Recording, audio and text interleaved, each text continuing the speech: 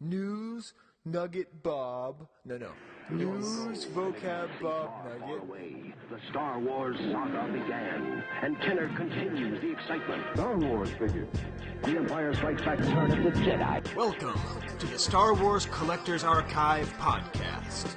It's the Chive Cast. The newest news on the oldest toys, from bubble bath to belt buckles, from 12 packs to 2 packs. New boss, alien bounty hunter. Of the Star Wars collection. Watch out, like Vader! We bring the world of vintage Star Wars memorabilia alive with informative features and personal collecting stories. Offer expires December 31st, 1979. An R2-D2 with stethoscope. The Supreme Master, the Emperor. Brought to you by the Star Wars Collectors Archive. The SWCA.com. With your hosts, Skye Payne Even Chewbacca. and Stephen B. Denley. In this month's Vintage Pod, we cover Angry Early Birds, French exhibitions, Celebration 6 wrap-up, Vintage in the Clone Wars, and Collecting Club news.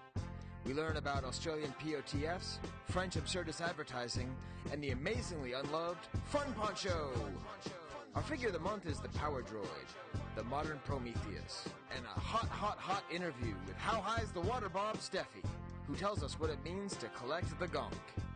Market Watch features some insanely high-priced 3-packs and Vlixesses. A lot of Vlix figures. Finally, Skye introduced Jeff from Jeffs Collectible Empire to talk about buying collections, collecting American production items, John Kellerman's masterwork, and why Skye is a snobby jerk. All this and somehow more with the Chive Cast Vintage Pod number 33. Wampa Wampa! Welcome to the Chive Cast Vintage Pod for October 2012. That's right, it's the big Celebration 6 Come Down episode, Steve. That's right, we'll keep the party going with an October cast. Yeah, it's funny because, we recorded those shows at Celebration. Yeah. And so, this has been the longest I've gone not thinking about recording a show in, I guess, in 2 years, right? This is the 33rd episode. It's our Larry Bird episode. So, that's over 2 years, so. Yeah, no, it's pretty insane when you think about it that way. I was just tripping out the fact that we were recording live in person again for the first time in so long. Like, whoa, this is really how it used to be. yeah, it's funny. We've done so many more not like that. Than Yeah, like that. yeah.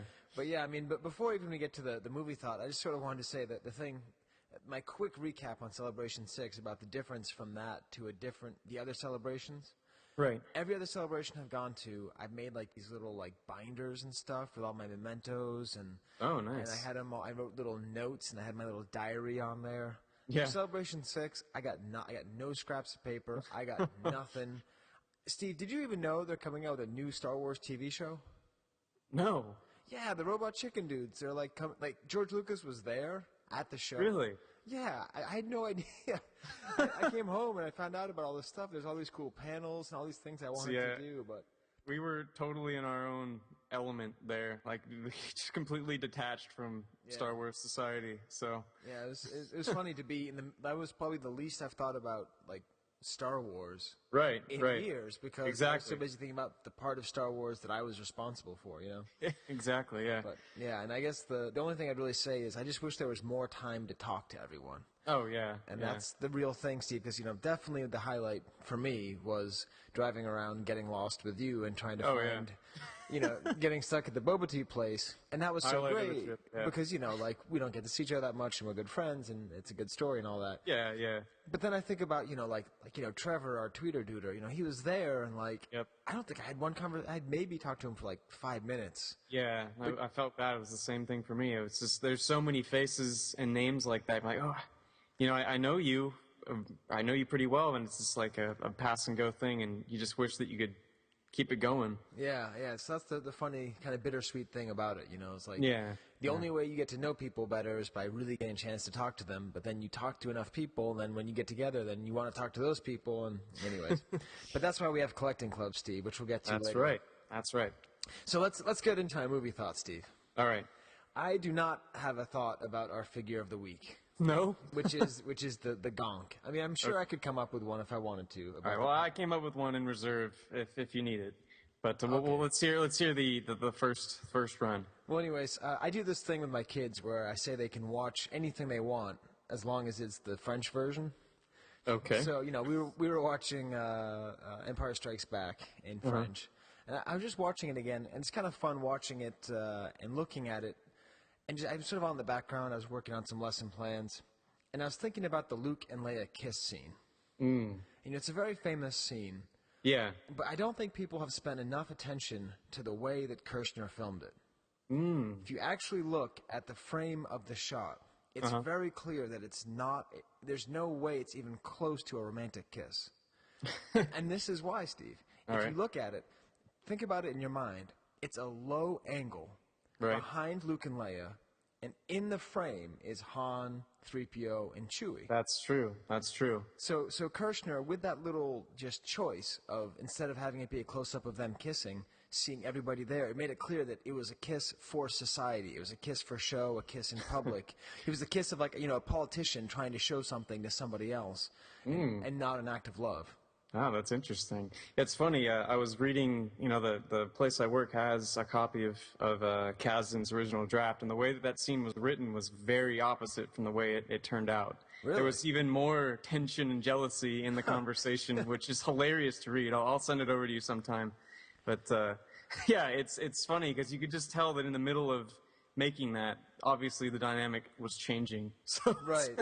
Yeah, and just because I remember as a kid thinking like, oh, does that mean they're in love? But I mean, if you just look at it from a mise en scène, I like you bringing up the cinema studies terms. I haven't heard that in a while. Yeah, well, I'm teaching a conversation class based on cinema, but nice. Yeah, so I just that was sort of my movie thought from just watching the movie again. But Steve, we have to know, what is your gonk thought, dude? This is a first, 33 episodes, and Steve's first movie thought. Well, the reason I thought about it is it ties more into the Halloween theme. I've been going to these screenings of the old Universal monster classics, and I realized that the Power Droid is the Frankenstein of Star Wars. He's got these bolts on the side of his head, and he kind of just walks in, a weird stumbling form. And I imagine if he actually had arms, they'd just be stuck out straight in front of him. Yeah. He's basically like the armless, Frankenstein. He's all about power, and Frankenstein is powered by electricity. So, that was my random tying it into the month of October thought. Well, maybe Lobar can put up a poll whose observation is better, because you definitely win this month, Steve. I don't know. Yours is much more, deep. Yeah, mine's just like, but yours is going to lead to an awesome Photoshop of someone doing the Power Droid Frankenstein. You're so right, because ever since Episode 3, we think of Darth Vader as Frankenstein and, the hubris of science and all that. Yeah. You're right. Power Droid Frankenstein. Awesome, Steve. Well, let's hit the news. Here's the news. Sounds good. It's Kenner's news. News from Kenner. Here's the news. Here's the news. It's Kenner's news. News from Kenner. Here's the news. Oh man, Steve, not only was that like a good character thing from the movie, but tied into the month that it is.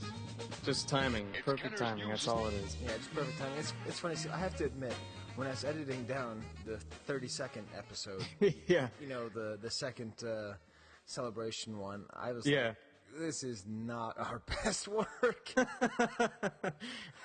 Oh, I felt bad. I mean, the stuff with Jason was good, but I'm missing. I don't know what happened to all the. Oh man, I was bummed when there was the technological malfunction, but it's crazy. I'm taking this digital preservation class, and it's all about the loss of files and what happens and how, and it's just something that is still unexplainable. It just happens, so it's scary. It's scary. So I'm glad that this month has already started off, and we are just firing on all cylinders. It's awesome. No, it feels good. Feels good. That's great. So there's actually been a fair amount of news that's vintagey related. Definitely. And Steve, I'm going to start off with the one that I just happen to think is the funniest. This is classic. Have you heard about the Angry Birds Star Wars thing? I'd seen some kind of little headline somewhere about Angry Birds and Star Wars. I think it may have been some ad through Facebook, but I'd not seen this, what you're about to describe here. Okay, so, first of all, I believe, and someone can correct me if I'm wrong, but that someone made, like, a fan-made Angry Birds Star Wars thing, and that was actually the basis of all this.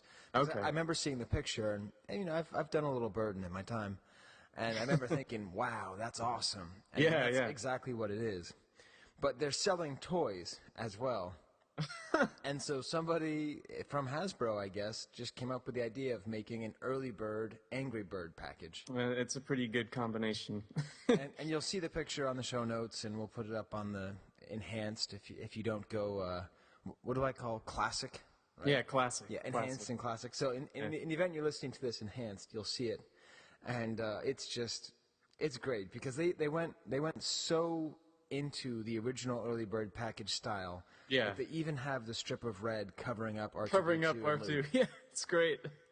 And of course that makes me happy because my favorite bird of all the Angry Birds is that big giant one, and that's Chewie. So that's going to be, in the museum at some point in the near future, I imagine. Yeah, at some point, although I'll also have all these other Angry Birds. I'll just give them to my kids. They'll be happy.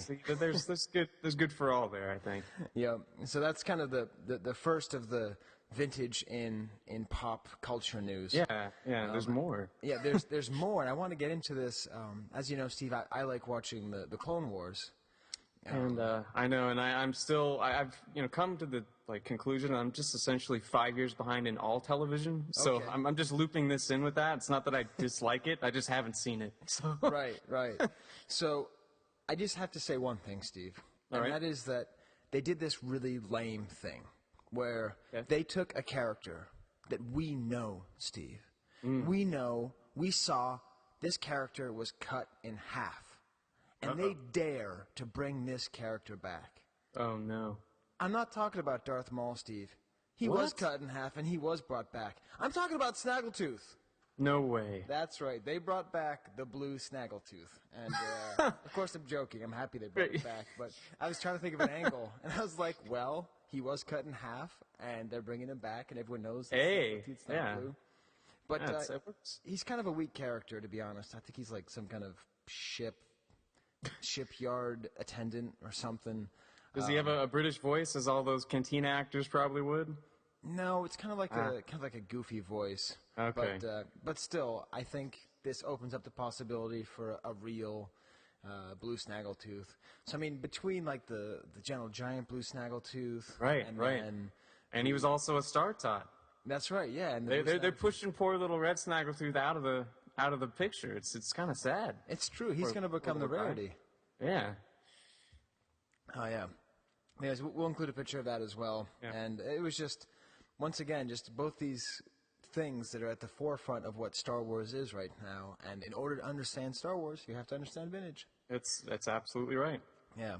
So Steve, I can't talk about what's happening in France because no, I had this feeling that I should always be in France, being a French teacher. Mm-hmm. So I know I'm not going to be able to go there and see this, so I can't even talk about this because it bugs me so bad that I can't go. So tell me about it, Steve. Well, can you at least just pronounce the name of the museum for me, because I don't want to even butcher that. Musée des Arts Décoratifs. Okay, thank you. So it's in Paris, France. There's a toy gallery at this museum that it's basically the history of Star Wars toys for the last 35 years, from the collection of a very big collector in the hobby, Arnaud, what's his last name? Grunberg? Yep. And, basically this exhibit has everything that any, especially vintage collector, would dream to see. It's prototypes from the very beginning all the way through. Let's see, I'm trying to think. I even thought I saw some, plaster casts or, prototypes for those masks. I don't know if those are the masks that you have. Or they look similar. I only saw a small picture of them, so I wasn't sure if that's what those were. But just any random thing you can think of, from some of the most significant to all the way through to the most modern stuff. It has everything. Yeah, his name is known among big time Star Wars collectors, but he definitely, he is in the pantheon of the Sansweets and the Lopez's and all those guys. As far as the stuff that he has. And he has a really clear passion too, which is cool. Oh yeah, he's not. The fact that he's sharing everything is great too, because a lot of the general assumption among a lot of people is that whatever exists, Arnaud's got two of them. But it's at least great to see him show a lot of it. Even just in this one picture that I'll show here, he's got the full lineup of unproduced ESB figures and full line of Popies and unproduced micro stuff and. Yeah, and I like, and he calls his company sciencefictionarchives.com, and it's meant to preserve and showcase, stuff that he has, not just, there's no telling what else is there, but as far as sharing, this is pretty insane to just have at the general public's enjoyment. I wish I could go. Yeah, I'm at some point, I go to France fairly frequently, and I'll definitely try to get a in-place interview. My dream is to actually have a couple episodes of the Chive Cast that'll be completely in French. Ooh. And then I'll also do an English version of the interview. But okay, I like that. That's kind of I'll make that help. Yeah, one of my future plans. So we'll Nice. definitely be revisiting the Arnaud collection. Hopefully, Yeah, talking again yeah. to Stefan, and of course our new best buddy Ollie, who's bringing us pastis and chocolate Pastis, cereals. Yeah, absolutely. Which we finished all the chocolate cereals. Steve, have you finished the pastis? Yeah, I think that didn't last throughout the weekend. Oh yeah. We had some help from some fellow collectors, which was good because I think we both, some Scandinavians and also a man by the last name of Carell. He definitely helped me with some of mine. Oh, that's good. But yeah, no, that was a pretty special gift. So thanks, Ollie. You made it for us. Yeah, that was great. She, he brought us these great things, and the cereals. Bought a couple for my wife and then one for me, and of course I ate all of mine before my family even knew about it. They were like, "What happened to that cereal?" I'm like, "Oh yeah, I ate that all week. Sorry." Oh man. Here's yours. Will you share? But well, I do the darn podcast, Right. And also, speaking of people who were at the show and who are nice, I just wanted to sort of officially once again encourage people to listen to the Kentucky Escape podcast. Yeah, that's Tim Hopkins, right? He's in Kentucky. He's in Kentucky. He's a good guy. He was actually a pretty big supporter of the Museum as well. Oh, and cool. I just realized in Celebration 6 that the whole rebranding of the Chivecast towards the Vintage Pod, it's not. I definitely didn't mean to steal it from him. Yeah. It's very possible that I did one of those things where I saw it and then I just did it without knowing Just it. it was implanted. Or it's just a coincidence, and it's at the same time, how many people see a pod and then think. But I don't know. Whatever it is, he didn't seem to be too worried about it, but I feel bad about it. So, anyways, fortunately none of us are making any money off of these things, so we can't sue each other. But definitely check out the Kentucky Escape Pod. Yeah. And if you guys want us to knock it off, we can knock it off. Because I'm pretty sure you did it first, and I don't know, Steve. Do I worry too much about this or not enough? What do you think? Well, you worry a lot in general, but I think it's good that you and Tim talked about it. I'm sure things will be fine. Do I worry too much, Steve? Am I? I don't know. Am I I the wouldn't kind of person say who no. worries too See, much about you're worrying? you're worrying too much about worrying right now. Okay, So let's pump the brakes and let's keep going with the news. It's good. Wow, you're playing the role of Lobart today. Oh man, I don't know what that means. Oh, he's always the person who's telling me to move along. Okay. Yeah, I've been trying to get a hold of Lobart. It's been hot. It's been probably over a year, right? I know. He's really we're missing the Lobart voice. We need him back. Yeah, we do. But he's a mysterious man. He's doing actually this evening. I went to a Cub Scouts meeting. And, Oh, nice. He does tons of Boy Scout stuff too, so that keeps him pretty busy. Yeah. Because there's two kinds of dads at those things. There's the dads who run away, and there's the dads who hang around. And if you hang around, then oh, you're the new den leader. What? Here you go. What? So. You just brought into the ring. Yep. Yeah. Brought into the ring. And also, I think that Tommy Garvey. Yep, the Hobby History Archive. That's a great section on the archive that he's set up. He's getting all the panels on there. I don't know if they're all up yet. I think he's incrementally posting them as he gets them up. But for anyone who missed those panels, it's great. And like I said before, probably in the last episode, I've still been too afraid to watch our panel from 2 years ago. Oh, yeah, I haven't watched it. Yeah, neither of us have watched it. Everyone else will have to tell us how it is. Yeah. We'll have to pull a Clockwork Orange on us to get us to watch it. Yeah, probably. But yeah, they've. It's just great to have all those panels up there. I had to leave early. I didn't tell the story on the podcast, but I had to leave the show early because I was teaching the day after Celebration 6 ended. Yeah. And there was that storm coming. Storm is just on the horizon. There's a storm coming, Annie. Storm's coming up, Annie. You better get home quick. You better get home quick. Storm's coming up, Annie. Here, you'll like it. And so I changed my ticket. And it turns out that I didn't have a seat. It was this whole thing. Man. I barely got on the plane. But I missed the Nordic Collectibles, the Matthias. Oh yeah, I was super excited about that. Being a weird Nordic person. Yeah, so I get to watch that now, and that's pretty exciting. Cool. So and that was great because I got to say both Tommy and Matthias' name, so I get their Yep. drop. They're in. They're in. Although I did actually hear someone recently call Chris Georgoulias Chris Chelios. What? He's for hockey fans. He's like a really famous hockey player. I think he played for. I think it was the Blackhawks for the long. Maybe defense. I think he was defense number 7. Anyway, someone can correct me. But I just love that they confidently called Chris Georgoulias Chris Chelios. Oh, that's funny. I'll keep the identity secret, but I thought that was pretty funny. Steve, you never heard of Chris Chelios?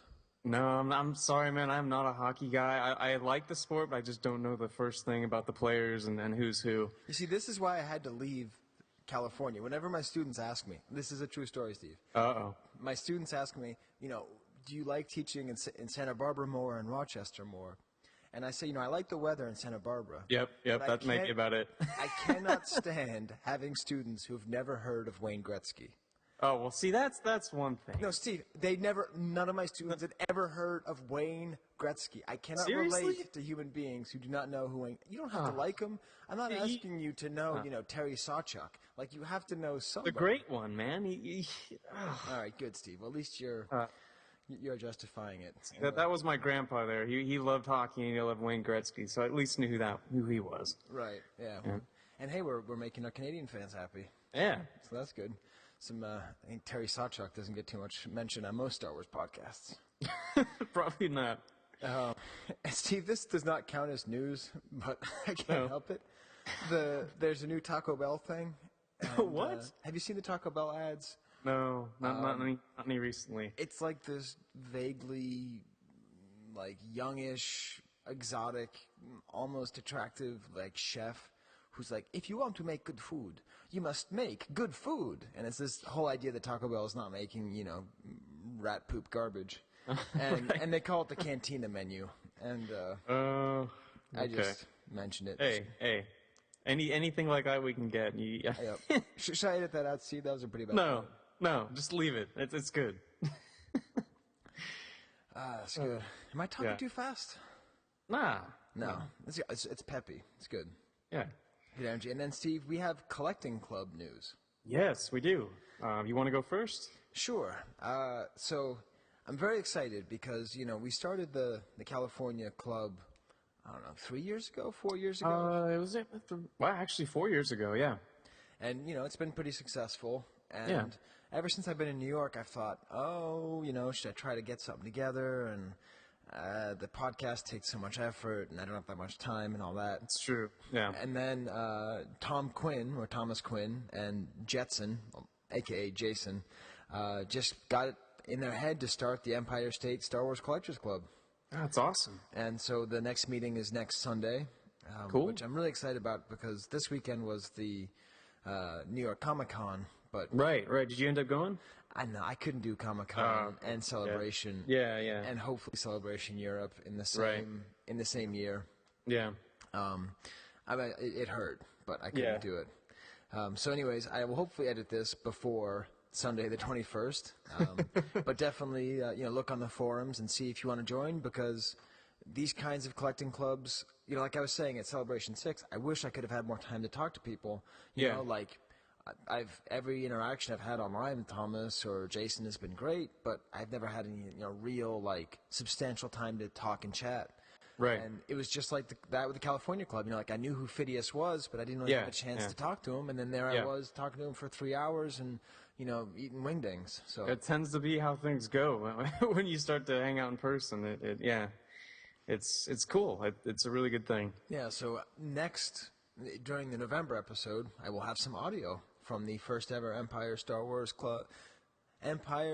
Star Wars Collectors Club. Nice. Awesome.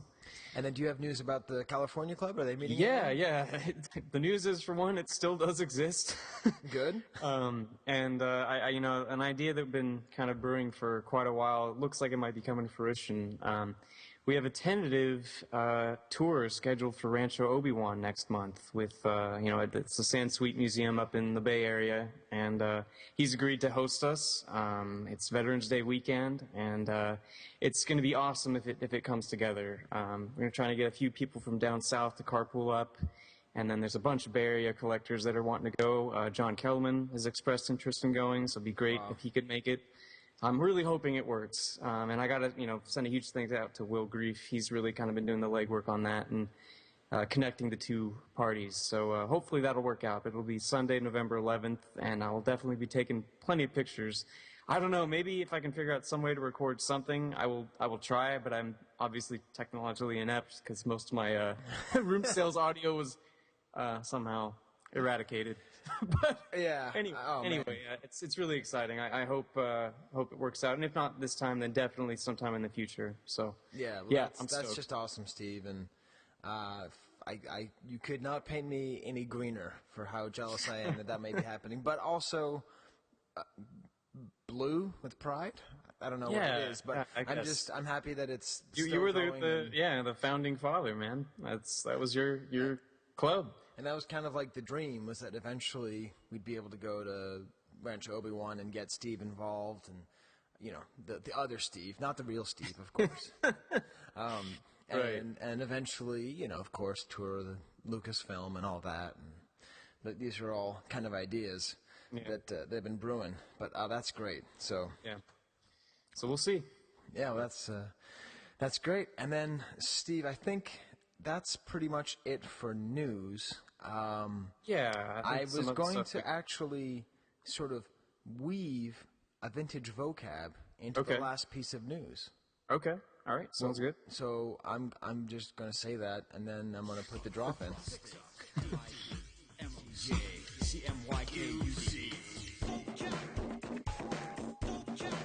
It's vintage.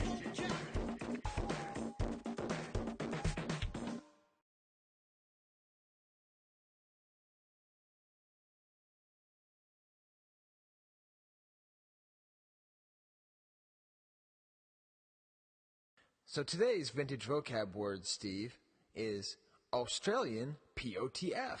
So at Celebration 6, I just happened to take a look at the Gentle Giant line. Yeah. And, I mean, they just keep making these things.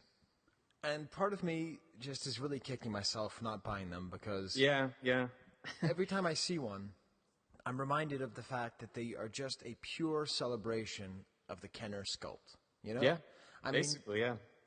All the beauty of a Kenner sculpt is right there. You can see the simplicity, the effectiveness of the design. Now Hasbro has to do all this articulation and all these paint jobs. But they don't actually get at the essence of the figure. Here you see the giant figures.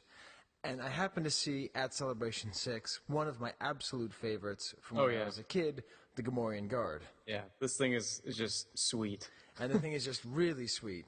And actually, I have a sad piece of news, Steve. The last of my Return of the Jedi cups broke. Oh, no. Yep, so all of them have broken, even the Gamorrean Guard and the weird bondage Leia thing. Oh, bummer. We're going to have to get you a replacement set pronto, I think. I think it's necessary. It is. But anyway, so I was looking at it, and I noticed something really cool about it. They're not releasing it on a Return of the Jedi card back. They're releasing it on a Power of the Force card back. With a giant coin. Right, with a giant coin. But that made me think, this is a good opportunity because they're doing something. This isn't a vinyl Cape Jawa. Nope. This isn't a blue Snaggletooth. This isn't something where every run-of-the-mill Star Wars collectors knows why it's special. But this is a really special idea and a really special thing that Gentle Giant does that portrays a sincere comprehension of the vintage market. So what does it mean, Steve? What does a Power of the Force Gamorrean Guard mean? Well, essentially, there was a couple of Power of the Force figures that were only released in Australia, and the Gamorrean Guard happens to be one of them, which means this is just honing in on a true international rarity, which I think is awesome. Right. And there was, the AT-AT driver, Right. and there was Nikto. Nikto, right. And they were both with Warrock coins, so it's Right. neat they have the Gamorrean Guard with its actual coin. The actual coin, right. And, I mean, so what an obscure rarity to highlight. And Yeah, no, it's great. Yeah, and I read somewhere, too, that because of the humidity in Australia, it's really hard to find them with a clear bubble. Yeah, it makes sense. It makes sense, but I don't know. I mean, It's they're also Return of the Jedi era figures. yeah, no, scale. that's true. You kind of have to keep in mind that's it's exactly what they are. And the other problem, too, is that because they have the horns, at least Nikto and Gamorrean Guard, they often break through the bubble. Right. Which I think is very, very poetic. So, Yes. so that's someone emailed me recently and said their favorite part was the vintage vocab. So, Oh, cool. Australian POTF is Yeah. your vintage vocab for November 2012. I mean, October. well, you see, it's Australian, Steve. Oh, all right. Technically, in Australia, it is currently November, and where here we celebrate fall, right? Right. They're celebrating July 4th. So Now, let's see. This thing also gives me hope because it's just a Return of the Jedi figure. I'm like, just maybe. Oh, Steve, they're going to do it. They're going to make it to the B-Wing pilot, but you're going to be like, you know what? It's not vintage, so it's probably not worth it for me to buy. You know you're not going to get one, Steve. Oh, come on now. Oh, man. Well, speaking of great focuses, of great foci based on rather silly characters, I think we should call Bob, Steve. Yeah, let's give Bob a ring. All right, so we're going to call one of the great Power Droid collectors. Of course, there's also the cineast who's making Brian, who's making the Plastic Galaxy movie. Yep, that's right. But we've already talked to him. We're going to talk to him more when the movie gets on. But we want to talk to Bob, who's not only a Power Droid collector, but is in many ways kind of a Power Droid himself. Well, So let's get into that. Why don't we give him a call? All right.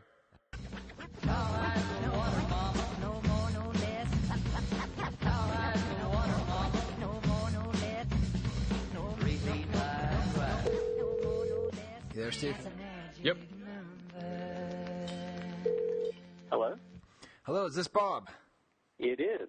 This is Skye. This is Skye, and I got And Steve on Steve. the line. Hey, Bob. Hey, Steve, how are you? Doing all right? What's happening? Well, we were just recording our episode about the Power Droid, and we thought, let's give Bob a call. All right. Well, I'm glad you did. Yeah. Well, first of all, Bob, I think it's pretty cool that this is the first time I've ever talked to you not at a celebration. That's the same for me. It is kind of strange. It is. Yeah, it's funny. Yeah. I mean, we've been roommates at I guess 4 Yeah. now. Yeah. Steve and I. Yeah, so people who listen to the show may be somewhat surprised to know that Steve and I don't room together at celebrations because Steve has his special room with Bob. And they always room together with Gundy and Brock and Brock. And so that's always been the tradition. And Bob's always been sort of the phantom menace of that group, kind of like who is that guy? What does he do? And why is he there? That's true. I am a background character. Well, I don't know if that's true, but No, I don't certainly think so. Power Droid is, Bob. So Yes. I emailed you seeing if you were interested, and I said, could you describe your passion for Power Droid? and how did you respond, Bob? Passion is a little bit strong. It's so sad. I mean, you. First of all, I mean, let's describe. I mean, you have pretty much a complete proof and Chromelin run of Power Droid, correct? It's a pretty good run, yeah. But there's no passion. Well, it's more. I mean, I like the card back. I don't really have any big fascination with the character really. Okay. It's sort of like a lot of these runs. It sort of kind of fell together, kind of just it sort of snowballed. Kind of came by chance. Shortly before Celebration 2, I bought like my first proof, which happened to be a Power Droid Empire proof. Okay. And then Celebration 2 happened, and there was that big flood of proofs hitting the market. Right. And they were, the prices are pretty good too. So I was, say, hey, I got this Empire thing. I'll get something to go with it. And then wound up getting from Dan Flaherty the Star Wars one. Okay. And then, I've got those two. I should get some others. And I asked him, hey, do you have any others? And he said, well, as a matter of fact, he did. He had about 5 more. So I got a bunch of Empire ones and a Jedi one from him, and then it just kind of got, worse from there. Right. Wow. So then it was sort of like that random one that you just happened to get. Did you get that one off of a friend or a show or eBay? No, it was just an eBay thing. I think it was just one. It's like, oh, that looks kind of cool, and it wasn't very expensive, and it was an Empire card. And it looked nice. Right. And then it's just like, well, I get this other one to go with it, and then this other one to go with it, and then next thing you know, you've got Star Wars through Power of the Force. Well, I remember the first time I saw your picture on Rebel Scum of the whole lineup, and I think a lot of people had a similar feeling where they all just said, that's a really nice-looking card back. It is. It's got good colors, and especially without the figure in there kind of cluttering things up. It looks nice. It looks really good. Yeah, it has. I guess it's just the purple, right? We don't think of purple as being a very Star Wars-y color. But I've actually, where is the original image from? Does anyone know the original Power Droid image, where they took that from? That's a good question. No. I'm not sure. Because it doesn't look like it's on the Sandcrawler, right? No, it's so hard to tell. There's so much airbrushing on that one. Right. Yeah. Which is a lot of where the color comes from too. I mean, it's got that weird sort of glow coming out of the side of it, kind of red and blue lights. It's heavy on the airbrushing. Right. Now, did you play with Power Droid a lot when you were a kid, or do you have any attachment to it beyond just having a bunch of the toys? It's kind of funny. Anytime I think about, okay, the Power Droid, I know I had them because I still have my childhood one and most of my other childhood toys, the Star Wars ones anyway. But anytime I picture it in the space case that all my figures lived in. I don't picture it like running around the Death Star or doing anything interesting. It's like I picture it in the case. I know just what it went in the case. Safely tucked away. Exactly. Just like, well, what are you going to do with this thing? No, that's great. So even in your childhood nostalgia, it's just kind of a background. It's just a spare battery, essentially. That's right. It's in there just in case somebody needs it. Now, is it just a pre-production run, or do you also try to put together production figures as well? I've got some production stuff, a fair amount of the U.S. ones and some foreign ones, because, again, it's just the card back was cool. The Meccano one looks really good. It's just one of the square ones, so I like that one a lot. And that's a beautiful. Toy one and a German one, which isn't terribly impressive looking. It just doesn't have any logo or anything on the front. Oh, right. No, actually, I'm now getting the pictures. Hey, this is sweet. Have you shown these before? I don't know. I don't know. Yeah, they're really nice. Is there some kind of translation on the Power Droid in French? I don't think I've ever seen the Power Droid square card before. Nothing exciting. No, it just says Power Droid. Oh, okay. Huh, that's interesting. Like of all of them, universal. Yeah, exactly. It's easy to read. Wow. Yeah. No, that's a great looking run. Now, do you think that Power Droid is cooler than a B-wing pilot? I don't know. The B-wing pilot's a little more versatile because you could do like Steve. He could be your Luke X-wing. Right. Power Droid doesn't really stand in for anybody else very well. Right, but he does go click. That's true. Yeah, he's got a lot of people say that. It's like, oh, I loved him because his legs clicked. Yeah, and still to this day, as I often talk about, of all the vintage figures, that's the one my kids like the most because of the clicky. Yeah. Yeah, that's just. But you're right. It's never translated in Italian or in French. That is really weird. Yeah. That's funny. Oh yeah, the Italian one too, which is kind of cool. I like that one too. The logo on it. Yeah. No, that's great. And of course, you sponsored the Star Tot. Yeah. That's right. And some people say that was the best Tot of all. Steve, you're a neutral. Do you think I was one of my favorites? Clearly, like it's. I mean, I really loved all the way the droids turned out. Honestly, the droids and the aliens and the Power Droid in particular. I was so stoked when Bob gave me one. I was like, oh, this is great. So it was a good choice. Well. And it looks a lot like the Kenner figure too, which is really cool. Yeah. It translates into that medium just right, I think. Yep. I'm going to add some insult to the Power Droid injury by saying that it wasn't even my first choice. Oh, my God. That was my next question. How did it fall on Bob to get the Power Droid? What was your first choice? The first choice was Luke X-Wing. But that was a pretty popular one. So. Okay. But it was my second choice though. Well, do you also have a Luke X-Wing run going, or Are there other hidden things about Bob that we don't know? I've got kind of a snow speeder thing going, so... Oh, that's right. That kind of falls into that a little bit. Yeah, okay, so I knew about the snow speeder, but I didn't know that the Luke X-Wing kind of got wrapped in there. So that makes sense. But I got to tell you, the Power Droid is a cooler Star Tot. It is. I think so. Yeah. That's I awesome. think it turned out really well. Well, Steve, what do you think? Think we should burst into the Bob Steffey lightning round? Yeah, why not? Oh, my. All right, Steve. Let's see. Let's ask him first. So, what's the sort of one item that you're looking for in your collection? What is your holy grail at the moment? Because we're hoping to help collectors and have people listen in our vast audience, and they'll be able to contact you right away. So, what's the one thing you're hoping for? Well, I think the one thing that will never actually happen probably is that little weird prototype from the German catalog. Oh, right. Yeah. That's I don't think that thing is even known to exist, along with most of the rest of the stuff in that picture. But I don't know. There's a Star Wars Cromlin, which is out there, but it's pretty pricey. So I don't. But that I think right now probably of this thing that are actually attainable, if you want to spend the money, that's probably the thing. Right. Okay. So you know where it is, and you could potentially get it, but you're not willing to pay the price. Yeah, it's pretty pricey. Yeah. Yeah. Well, especially too. I think if you were one of the lucky SOBs at the Celebration 2 sale, you're like, oh, all this stuff is cheap. It shouldn't be expensive. Yeah. I was looking back through some emails since I knew we were going to be talking about this, just to see how cheap some of those early ones were that I got, about 10 years ago, and it's just the prices are just jaw-droppingly low. Would you like to share, or is it a Well, Steffey I secret? got several of them in a lot for less than $200. Wow. Wow. Of the sort of the more common ones, but that just doesn't happen anymore. No, You're going to get 5 of them for $180. No. Wow. Yeah. That's ridiculous. Wow. Yeah. Well, it's really interesting. I think we've talked about it a fair amount, but that a lot of the old school collectors like Bob just can't see paying these kinds of prices for 2D stuff because there was a time where it was so cheap. Right. Yeah. Wow. Five proofs for $180. Even Power Droid, Steve. That's Even Power Droid. Man.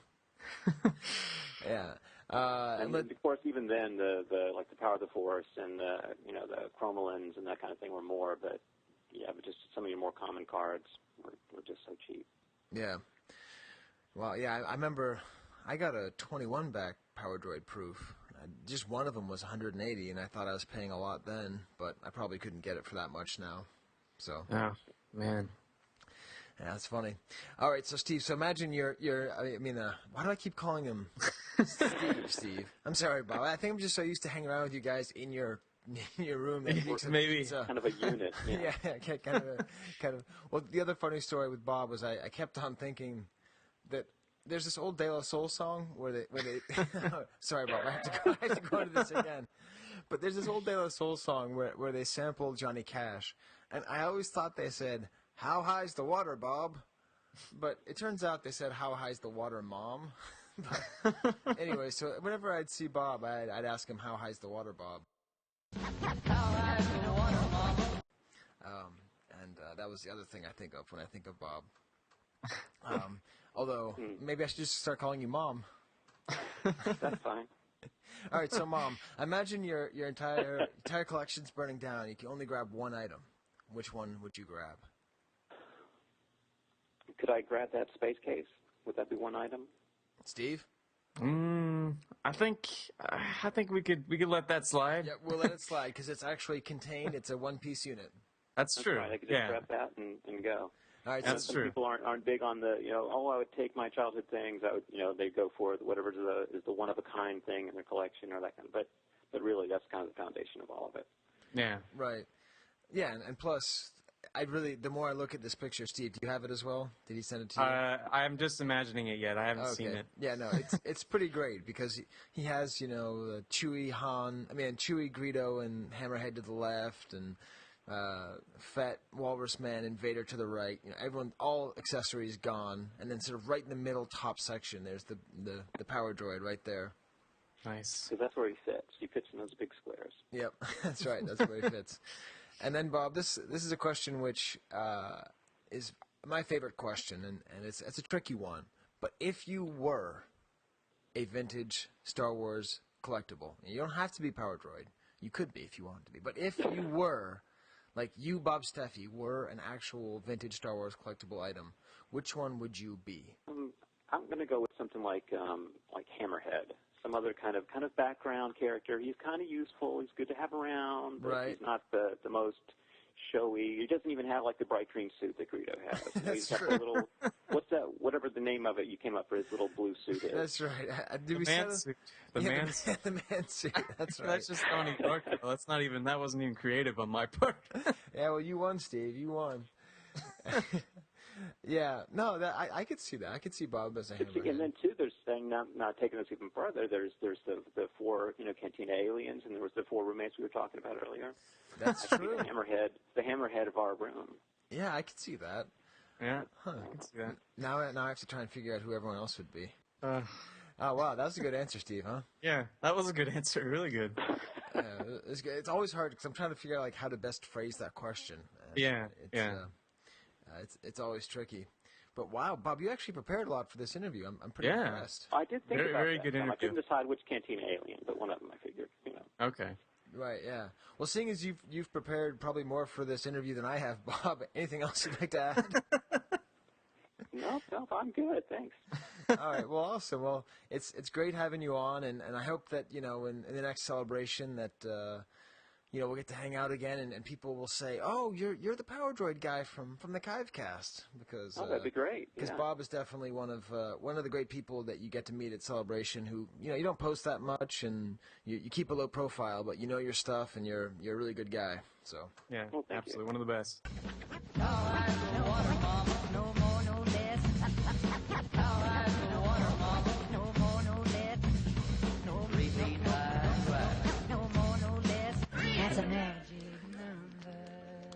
All right. Well, that was awesome talking to Bob. But what say we get to the nugget? All righty. 'Tis a nugget from the archive. 'Tis a nugget. Oh my God, they're gorgeous. From the archive. Oh my God, they're... All right, Steve. Well, before we put in the Bob interview, I actually kind of had this idea of having it flow seamlessly. Because remember how I was talking about, something Australian with the Australian vintage vocab? Yeah. And then I just learned recently that nugget is an Australian word. Really? Yeah, nug was like a word for like a lump or something in England. And okay. I guess when the people in Australia started talking, they used the word nugget. That's interesting. So, not really, but Yeah, did not know that. Yeah, that's more of a did not know that, not a that's interesting. That piece of information was not in my head previously. Thank you. Nope. Yeah, pretty much. But anyway, Steve, you found the nugget, so tell me what you unearthed from the archive. All right, so basically I kind of was building off the Frankenstein theme here with a piece from the unproduced 1985-86 line extension. And so what you had, we've talked about some of these figures before, but you have these kit-bashed figures with a lot of weaponry and badassness that didn't come to fruition. And this one that we chose this month, it's got some Power Droid in it, but it's hard to find the Power Droid. Yeah, it's hard to find. Yeah, it's interesting. But this is a Imperial Attack Droid C, by the way. That is his name. An IADC? Yeah, that's right, exactly. And so it was the last of 3 other droids, so look up A and B for sure if you want more of this kind of thing. But he's a kit-bashed droid with Power Droid legs, looks like the core of an FX-7, and then 6 rockets, 4 little bomb things, maybe more rockets, and a nice big gun on his head. Yeah. So I think of it as a monster in many ways. I mean, it's put together from many droids, but it's also something that would just destroy you, which is not something that the Power Droid in his original state I could ever imagine doing. No, unless you went near a puddle of water with him or something, and it was just an accident. I don't know. I've always kind of pictured the Power Droid as kind of like bringing me a Mountain Dew or something. Yeah. Here He'd be, you go. Here you go. Yeah, no, Or you this just thing pop is- out a beer from his belly, you know? Yeah, no, this thing is awesome. So I guess it's the Power Droid legs, is that right? Mm-hmm. Yeah, it's. Yeah. I mean, first of all, the unproduced, the line extension, that is a well we can go to every episode, Oh, yeah. and it And just never dries up. Exactly. I try and sprinkle them in every now and then because I'm just drawn to them naturally. I'm like, oh, we got to talk about this. I'm like, I'll wait a little while and we'll pull another one up. But yeah, this is... I think if these actually existed in collections and not just in pictures, we talk about them as much as we should. Yeah. But just there's something about it that's so consternating that you can't have them. But the other thing I was thinking, this looks like Japanese. True. He does have a Japanese robot feel to him. You know how they like they put all the they gave C-3PO the abs of steel, with Right. 6 rockets shooting out of his stomach. Exactly. Yeah. It's in that same vein for sure. Wow, that's awesome, Steve. That is definitely a nugget. And let's give a word to our sponsor. It's actually a print sponsor this month. Okay. And Miro Meccano, the French company, is actually going to be releasing the Empire Strikes Back figures. We're on the verge right now. Yep, l'Empire contre-attaque, and it's pretty cool because they've released these commercials in this magazine called Pif Gagé, which is kind of like the Mickey Mouse Club magazine, sort of meets Boy's Life, kind of mixed in with like comic book. It's sort of like a general boys magazine. Okay. And they're doing this cool thing where they're showing all of the figures in play situations. In action. And so one of them reads as follows. Hammerhead, Warriors-Man, Grido vont réduire à néant les espoirs de Luke. Mais tout n'est pas joué. À suivre. Which basically means Hammerhead, Walrus-Man, Greedo are going to are going to completely annihilate Luke's hopes. Which, first of all, you gotta love the French, right? Oh, man. Yeah, Réduire à néant. I mean, if you studied Sartre, right? He talks about the... Okay, I better stop. See, this is where part Don't end that with right. Just say, if you ever studied so-and-so. Right. So, anyways, they talk a lot about... French philosophers talk about how we come from nothingness, being in nothingness, and nothingness is néant. So it's not just that he's going to kill Luke's hopes, but he's going to reduce Luke's hopes to nothingness. To existential nothingness. Oh, that's perfect. And then it says, but it's not over. And it features this great picture. And this, Paul, our great friend from TIG, who's sort of our liaison with the Imperial Gunnery, he suggested this for the TIG oddball items. Oh, good deal. I'm good done pretending choice. like it's actually our advertisement. And there's a whole bunch to select. And I collect these on the side. They're not that hard to find. Oh, cool. But it's just great because Miro Meccano just said, we're going to do it. I mean, Kenner, whatever. We're just come up with our own advertising campaign. They did a lot of really inventive things. And here you have Luke and all the Cantina aliens, C-3PO and R2-D2, in, like, the trash compactor. Yeah, it looks like the trash compactor. And Luke is really sticking his lightsaber in a place it does not belong. Let's just say he's fighting back from, he doesn't want his hopes to be turned to nothingness. Yeah, He's exactly. really fighting back. We just say the lightsaber is going towards a state of nothingness. and one of my favorite things that Paul said is that it looks as though C-3PO is drunk. He really does look like he's in rough shape. I don't know how he did it, but C-3PO does look like one of those drunken homeless dudes who doesn't look comfortable sitting down but can't stand up either. Yeah, yeah, they're stuck in that in between. Yeah. Oh man. And then in the background, you got Snaggletooth, the good red Snaggletooth, and he's got that weird crooked smile. And he just seems to be enjoying the whole thing. He's definitely enjoying it. And I can't tell if Hammerhead's like consoling Luke or trying to restrain him. No, he's trying to reduce his hopes to a state of nothingness. So yeah, that's great. Maybe I'll show some more of those in the future. Yeah, no, definitely. Because they had it right. That's the vintage spirit. That's the pre-Photoshop, pre-unification of the line and creativity, brand marketing. Yep, Yeah. good old Greedo getting a proctoral exam from Luke. You can't beat it. And so with that, let's go to our unloved item.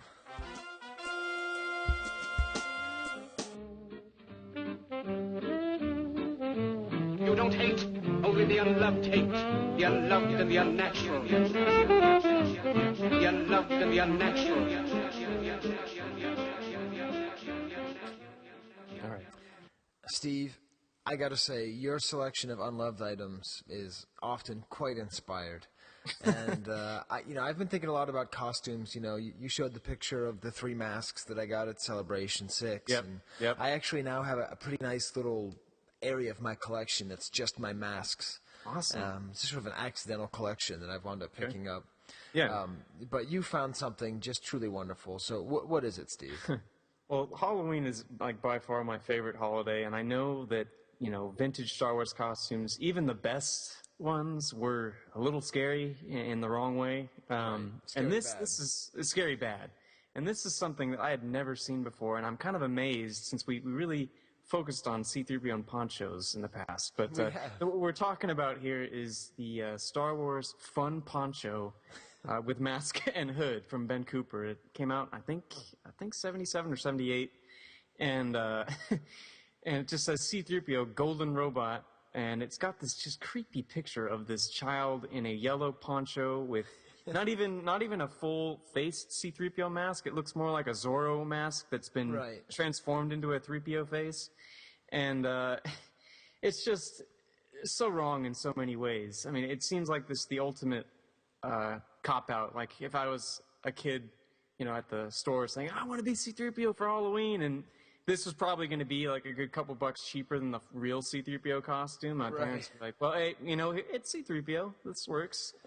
Yeah, the more time you spend with Star Wars Fun Poncho, the more time you spend looking at Star Wars Fun Poncho, the more you love Star Wars Fun Poncho. Yeah, and I just noticed something else here on the safety specifications. Yes. I just noticed that as well. Okay, all right.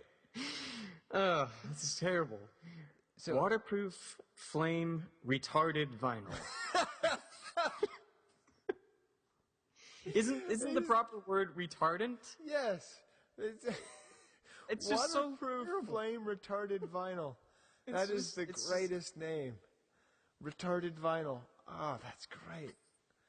Flame retarded. So funny. Oh.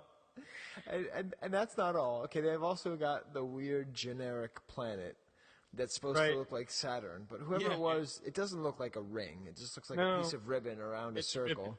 Yeah, it's a ribbon. The fact that they call him Golden Robot is also funny. That's his surname or subtitle. Because presumably, you'd be sitting there like, I really want a Halloween costume. What is this C-3PO? Oh, it's a Golden Robot. Did not know that. This looks like is this a fun? It is a fun poncho. It's a fun poncho, absolutely. And then the other thing, Steve, is if you look at this, I mean, I cannot wait to get one of these. Because we've actually talked about this, Steve.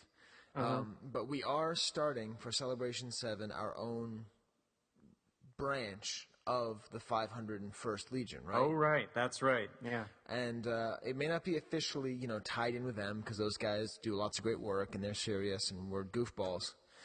But it's all based on vintage-themed costuming. Right. So we're going to have battle ponchos and, blue snaggletooths and all that kind of fun stuff. Yeah. And this is definitely going in, the Star Wars Fun Poncho. And there's something that's so creepy about the face, and I realize what it is, Steve. Yeah. This kid looks like E.T.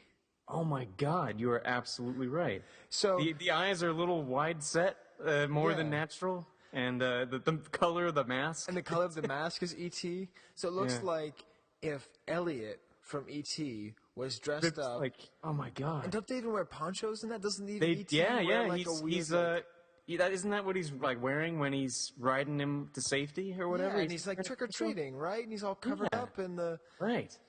So this is so bizarre. We have a lot of Photoshop work out there for Jared or whoever has enough time to do this kind of stuff. We have to do the Power Droid, the gonk, and we have to do a comparison of the Star Wars Fun Poncho with E.T. and Elliot because it's all there. It's totally there. You're totally right. Man, that's crazy.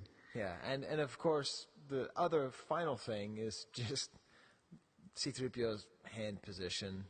Oh, jeez. Yeah. And that surprised look with he could be like saying, "Hey, you've interrupted me doing something very important." But anyways, I'll leave that. I'll leave that to be. Oh, you know what we didn't mention last month, Steve? Oh, what's that? That we actually found the reading pad. Oh, yeah, that's right. We found a couple of unloved things. We found the beach pad. Yep. And also the party invites. Yeah, so I'll have to put those up on the show notes because we didn't mention that in our wrap up. Do you remember they were kind of expensive? I remember. I don't know why I didn't buy the reading mat. That was ridiculous. I didn't even look. I think it was like $100. $100. That's why I didn't buy the reading mat. I think that's why you didn't buy the reading mat. But yeah, that's an unloved item, and once again, due to the Chive Cast bump, that's just going to go through the roof now. Yeah, who does not want a Star Wars fun poncho? I know I don't have a Halloween costume. I may just have to see if I can track one of these down. And you don't have one, Steve. You're a good Santa Barbara boy. What's up with you not already? Well, I always did haunted houses stuff. I never had time to actually come up with a costume. But this year I might have to just do this because. Oh man, I got my Bane costume all set. I got my bald cap. I was gonna say, what are you gonna do about the hair, man? Yeah, well, by the way, how is the hair recovering from your Mayhew? It's going all right. It's pretty scruffy. I had to buy product, so I put product in my hair. I'm all like Metro. But I had someone cut it, and they cut it for free because of the whole story. So that was cool. That's cool. But yeah, so I got the bald cap and the mask, and I bought this coat with the lining. And actually, I wanted to talk to our Swedish friends because the coat that he wears is based on an old World War II Swedish coat. Really? Oh, wow. You're really getting into the nitty-gritty on this. Well, yeah, but then I thought it'd probably cost a lot of money. And all right, well, Steve, we've just been trying to figure out where to insert the interview I did with Jeff from Jeffs Collectible Empire yesterday, where to insert it into the show, and it involved me going, news, nugget, Bob. No. News, vocab, Bob, nugget. No. It was quite a struggle. So I think we've decided we're just going to slip it in here right after the unloved item and right before Market Watch. Yak, yak, yak to my face. Don't talk back.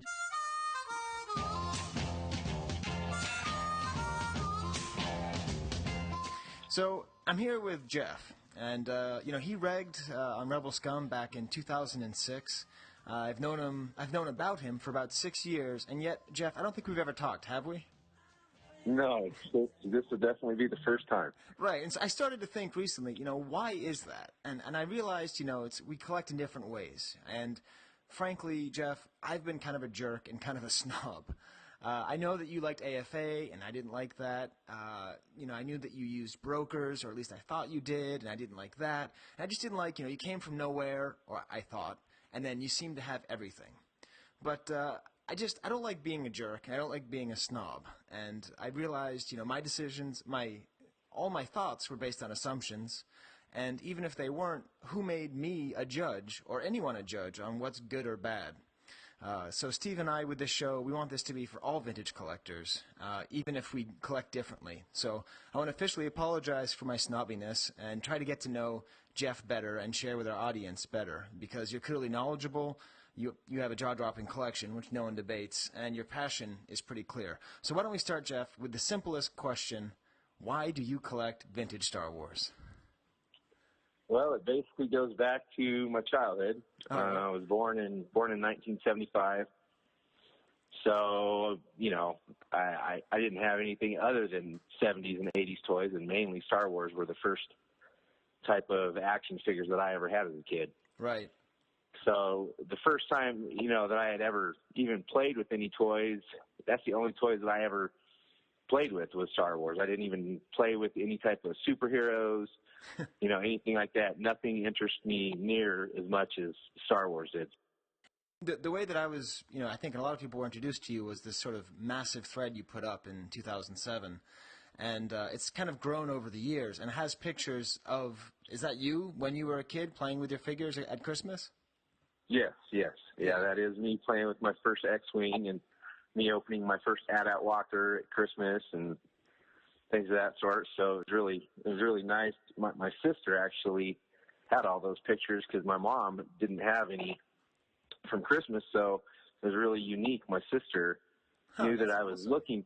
She knew I was looking for those pictures, and so for my birthday, she went to like Wolf Camera, had them make copies of her pictures, which I didn't even know she had.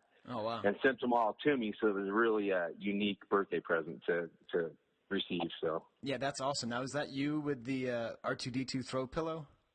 Oh, yeah. Now that right there is that's the best picture. I'll put up a show link so everyone can see it. But I've never even seen that. It looks like it's one of those like latch hook kits or something. It looks like someone made it for you, right? Yeah, my sister did make it for me. That's why she had the picture. So she had made that for me for my birthday, I think it was.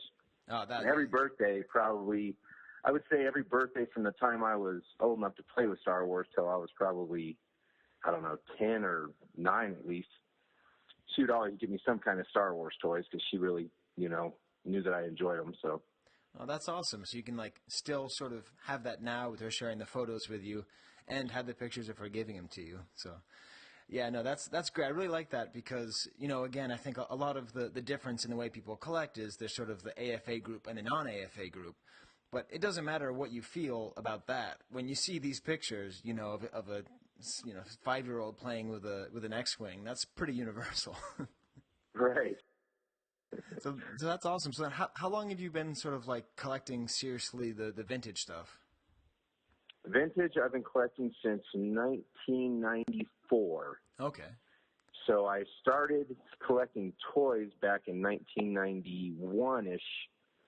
And then when the re-release of the newer Star Wars came out, I started, getting all those. And then I was collecting my loose collection at the time. Right. So I did not own a packaged figure, probably not until, I want to say, 96. Okay. And it was January of 96. A friend of mine called me up that does mortgage stuff, and he had a lady that was in need of money quick because she had orphanage at her house. Wow. And they were going to shut it down by Monday if she couldn't come up with some money. And so he called me, and at the time, I was still, I don't know, I didn't have any funds on, in hand for sure. Yeah, you had to be pretty young, right? 16 or something. Yeah. Like that, right? Yeah. Well, I was probably, I want to say right around 20. Oh, okay. So I'm 37 right now, so. Okay. So I was right around there, and so he had called me up. Well, back then, we had pagers, so he paged me, and so I paged him back and said, well, how much does he want, and so on and so forth. And that's kind of the start of my vintage package collecting, was that collection, which was one of my, I still own probably 20% of that collection to this day, because it was one of the nicest collections I'd ever, even had the opportunity to buy. But it was. Wow, yeah, that's a pretty nice way to start. I'm not going to buy one. I'll get 111. Right. And then, when I was getting ready for this interview, I was looking through pictures of your collection, and I kind of wonder, and this may be too vague of a question, but do you have a goal? For instance, when I see, you have, at least according to the last picture I saw, you have 11 carded Leias, right? You have some from each card back. Are you trying to get one of everything? Is it just whatever you see that's in condition that you approve of? How do you have a goal? Yeah. Okay. So I had, if you see on my thread, you'll see a picture where the longest wall in my basement, I originally had completed that wall, and it was my original first goal, which was pretty much, your common variants. If it was different, Jedi, Empire, Star Wars logos, I collected, the same figure on those logos. Right. So when I completed that wall, being a collector, I just love to collect. Right. And so I started just collecting, a lot of newer stuff, hot toys and things like that. And so I really lost some interest in what I loved the most, which was vintage. So at the time, I had to reconsider, and I was talking to a friend of mine here that's been a collector friend of mine for years and years and years.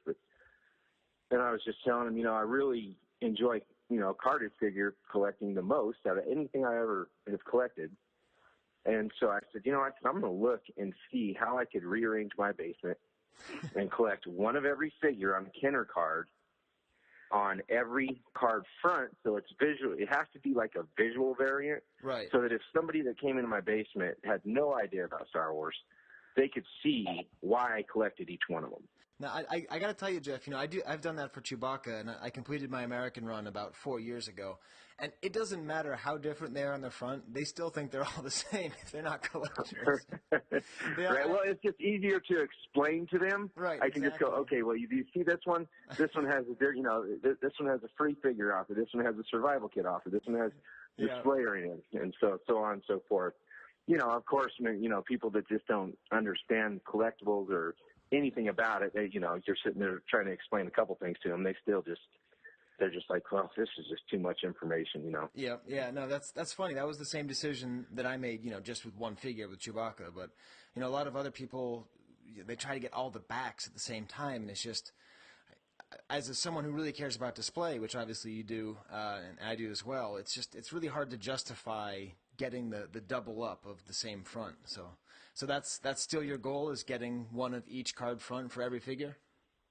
Yes, I enjoy collecting. The hunt for carded figures for me is really, there's nothing like it on the planet. Because I don't usually buy, unless it's an open auction, I will rarely buy an AFA graded figure. Okay.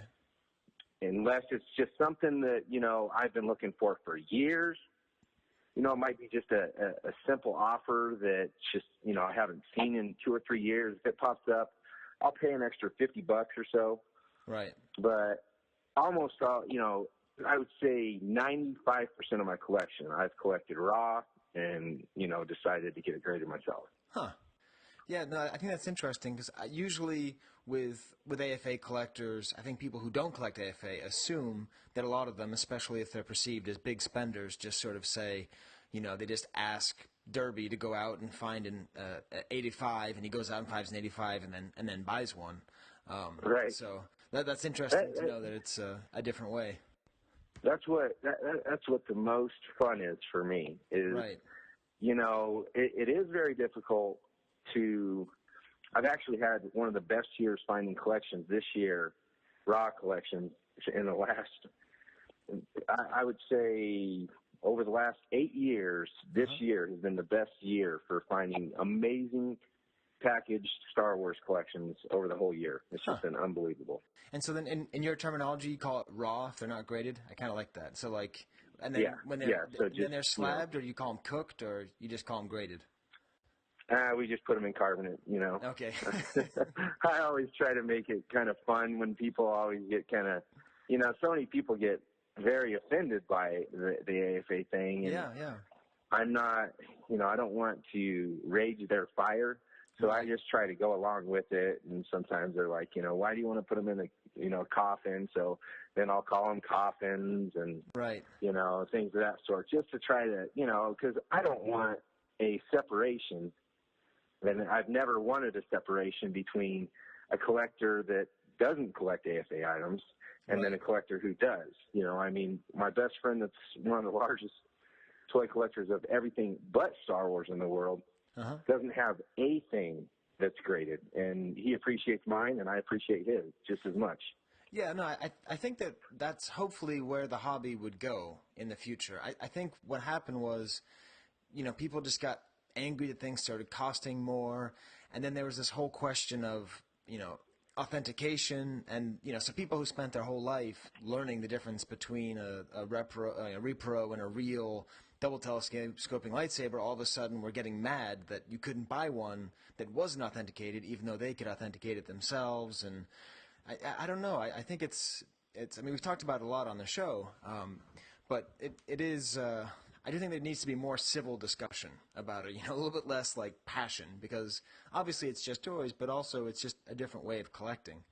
I mean, Sure. do you go by your own personal preference, or do you go by the numbers? Like, I know some people will only collect, 85 or above, or 90 or above, or how do you react with it? It doesn't. Yeah, I mean, I had a chance at one point where there was a lady that actually the owner of Granger, which is like a manufacturing, huge Yeah, I've heard of Granger. company. Yeah, her son was like 12 years old, and my same friend that I'm talking about owns a shop here in Colorado. Okay. And she went in there at the time and said that she wanted to get, a really nice Star Wars collection, and he didn't have any. Right. So he called me up and he said, hey, are you interested in, I never sell anything out of my collection.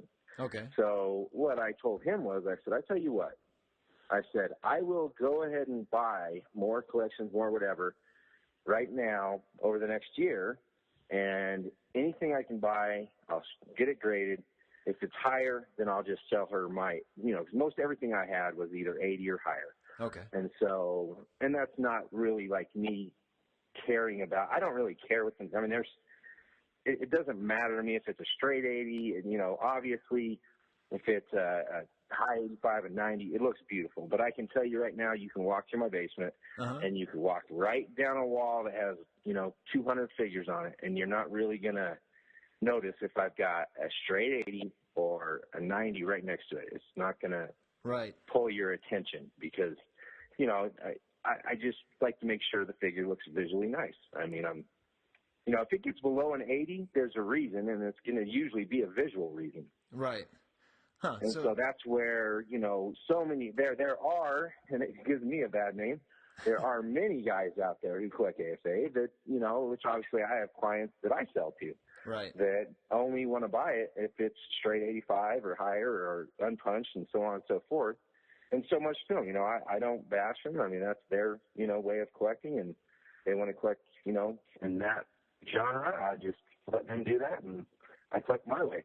Right. But I think definitely when I first saw your first thread, really, so it's all about display. That's what I really love about your collection, and that's the main reason I kind of felt ashamed of myself for not talking to you at Celebration 6. I saw you, I was busy, and there's lots of, it wasn't like I was like, I'm not going to talk to Jeff, but I was like, oh, there's that Jeff guy, and I was like, and I just, but the way you display is just great. So how did you, first of all, get that much space? How does your family allow you to do that? How much time do you spend in that area, and what's your sort of goal with how you display things? I had an old collectible room at my old house, and so I had always said, I'm not going to move out of this house unless I can build a house. Okay. And so I have the capability. If I can't do it, I can sub out whoever in the industry, because I've just been in the building industry so long. Okay, so because you like own a construction company or something like that, or? Yeah. Right before the market went down, I had an opportunity to buy a lot for where I live now. Went in with a builder, and he built a quarter of it, and I took it over after the first quarter. Huh. So my basement was unfinished, so I moved in. My collection was all in boxes in my basement, and so it sat like that for about a year. And so I had a year to really think about how I was going to display this collection in this basement and what I was going to do. So I just kept drawing and drawing and drawing and drawing. And even after you do that, you build it, you still make corrections after the fact. Right, because you get more pieces, like you can't you don't have a complete collection, Yeah. Obviously you had more space than I had, but one of my favorite things in my collection, it's the back of an IKEA box. And it was right after I bought my bookshelves, and I'd actually written out which card back was going to go where on which bookshelf, and I drew in the little light sockets and everything, and just the excitement of knowing you have any space at all. As much space as you have, it'll take up. But I really like that, and that's sort of along with the throw pillow, one of my favorite things about your collection. But actually, to tell you the truth, my absolute favorite thing of all your pictures, and I'll include a link of this, or at least the thing I feel most sympathetic towards, is this picture you have of your version of John Kellerman's book. And the reason I love it is that it's just every page is completely scribbled on with all these little notes, like try AFA 80, Emperor Corner, AFA 85, offer list, Nien Nub, Emperor Corner, you have all this little scrolling. So what is this? What is all this scrolling about? Is this your sort of master list? It's what I had to do when I had to move from my old house. Okay. You can't look at your collection at that point. Right. You don't want to buy stuff that you already have. Right. And so I was like, what is the best way? Because I'm very limited on my time, so I'm like, I'm going to utilize this book to the max. If I can just take each one of these pictures, I'm going to write down next to the picture which ones I have, and if it's a different grade. Because if I get a collection and I get it graded, I'll know, well, wait a minute, you know what? I can upgrade mine for free right now and keep the nicer one. And even sometimes I don't even upgrade my own, because I'll look at the two, and it might be an 85 and mine's an 80. But my 80, to me, may look better than the 85. So I don't really care about the number. I care about how it looks in my hand. Right. So. Okay, so that was like your little tool to make sure you didn't buy two things. But and to know what I had, just to know for sure what I had. If it was all boxed up, I can just look in that book and say, okay, this is what I got. It's like a visual guide without every picture of it. Another thing that happened at Celebration 6, and I want to talk about this with you, but there was a seller, Todd Chamberlain, who was brokering the rest of Kellerman's collection. So Kellerman sold off what I thought was all of his carded figures back in 2006, maybe 2005. He brokered it through Tom Derby back when he worked at Cloud City. And I remember that I was just so excited because I wanted to own one of the figures that was in this book, which, like, to me, I mean, obviously it's not the Bible, but definitely as far as, like, collecting books goes, no book has brought me more enjoyment, has made me think more, has taught me more about the hobby. I mean, to me it's like, really a nearly sacred book. But at the time, there were no Chewbacca's for sale that were featured in his book. They were all in his collection, but not from his book. So when he actually sold them through there, I was finally able to get the piece that I'd always really wanted. And I was like, oh, it's kind of expensive, and I don't know if I should buy it, and I don't. And then so I put the money down and I bought it because I thought, who knows. And then what happened 3 hours later, Jeff? So here is the unique thing about when I was at Celebration 6. I have my Facebook, and Todd, and he's a friend of mine on there. Right. And he posted on Friday night, or I believe it was Thursday or Friday night, a very brief post that just said, something like Kellerman collection for sale or for viewing or something like that. Right. Well, God bless Todd. I love the guy, but if you see him at a show, his booth is always never big enough for what he brings. No, it's my favorite booth for that reason, because it's the reverse of clarity. Like, you just, no matter where he goes, he picks out something that you want to buy, but it's like you don't know where it comes from. It's like magic or something. Right. So his booth is all, I walked by his booth, not really wanting to bug him a few times, but just to see if I could see if he displayed the Kellerman collection. And so I'd walk by probably 3 times, probably Wednesday, Thursday, Friday, and then I believe it was Friday night. I was just finishing up because I think I left on Saturday. So I said, you know what, I'm just going to go ask Todd, because I hadn't seen any of Kellerman's collection, just visual as I walked by. Right. I'm just going to go ask him, where's this collection of Kellerman's? Because I'd love to, just as yourself, I would love to own a few pieces that he used to document the book, because the book, to me, is that special. Right. And so I would go over to Todd, and I'm looking, and he's got like 3 white comic boxes on top of his booth, on top of some cases. Yep. And I could see like right between the boxes, I could see a couple carded figure corners, and I was like, wait a minute. Did I seriously walk by this booth 3 or 4 times and not even look at that? Yeah, that was the craziest thing. He had hundreds of just beautiful carded vintage figures. No one else on the whole floor had that much probably combined. I mean, even if you count, Jordan's booth and all that, it was the most vintage on the whole floor, and it was just in these little comic boxes. It was awesome. Yes. So I asked him, well, he had a paper that was in there that said Kellerman collection as well. Right. So I instantly became super excited. And so I looked in he had 2 glass cases, but then on top of the glass cases, he had 3 long white comic book boxes.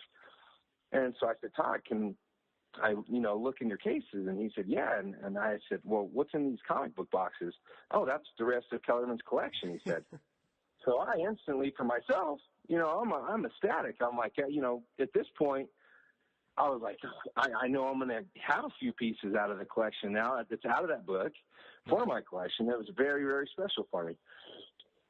So I started looking through, and I was like, wow, I need that one. I need that one. I pulled probably 12 pieces right off the bat.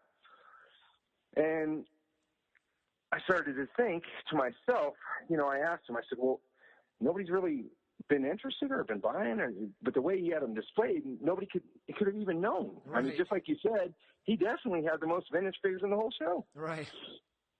So I want to bring something to light in this hobby. I want to document. And so I'm thinking in my head, wow, if I'm this excited, I want to be able to document this. Now, keep in mind, the prices that he had on these were pretty much graded prices, to be honest. Yeah, no, they were very high. And so I said, Todd, can you do, any kind of thing? And so he had to call John and see if he could do anything if I bought, X amount, and see if we could do some kind of deal. But the bigger thing that Todd and I talked about, which nobody else he had said had talked to him about, and this was the most important to me. Right. I said, I want to document these figures, and the only way I can do it is if I was to, let's just say, buy X many figures.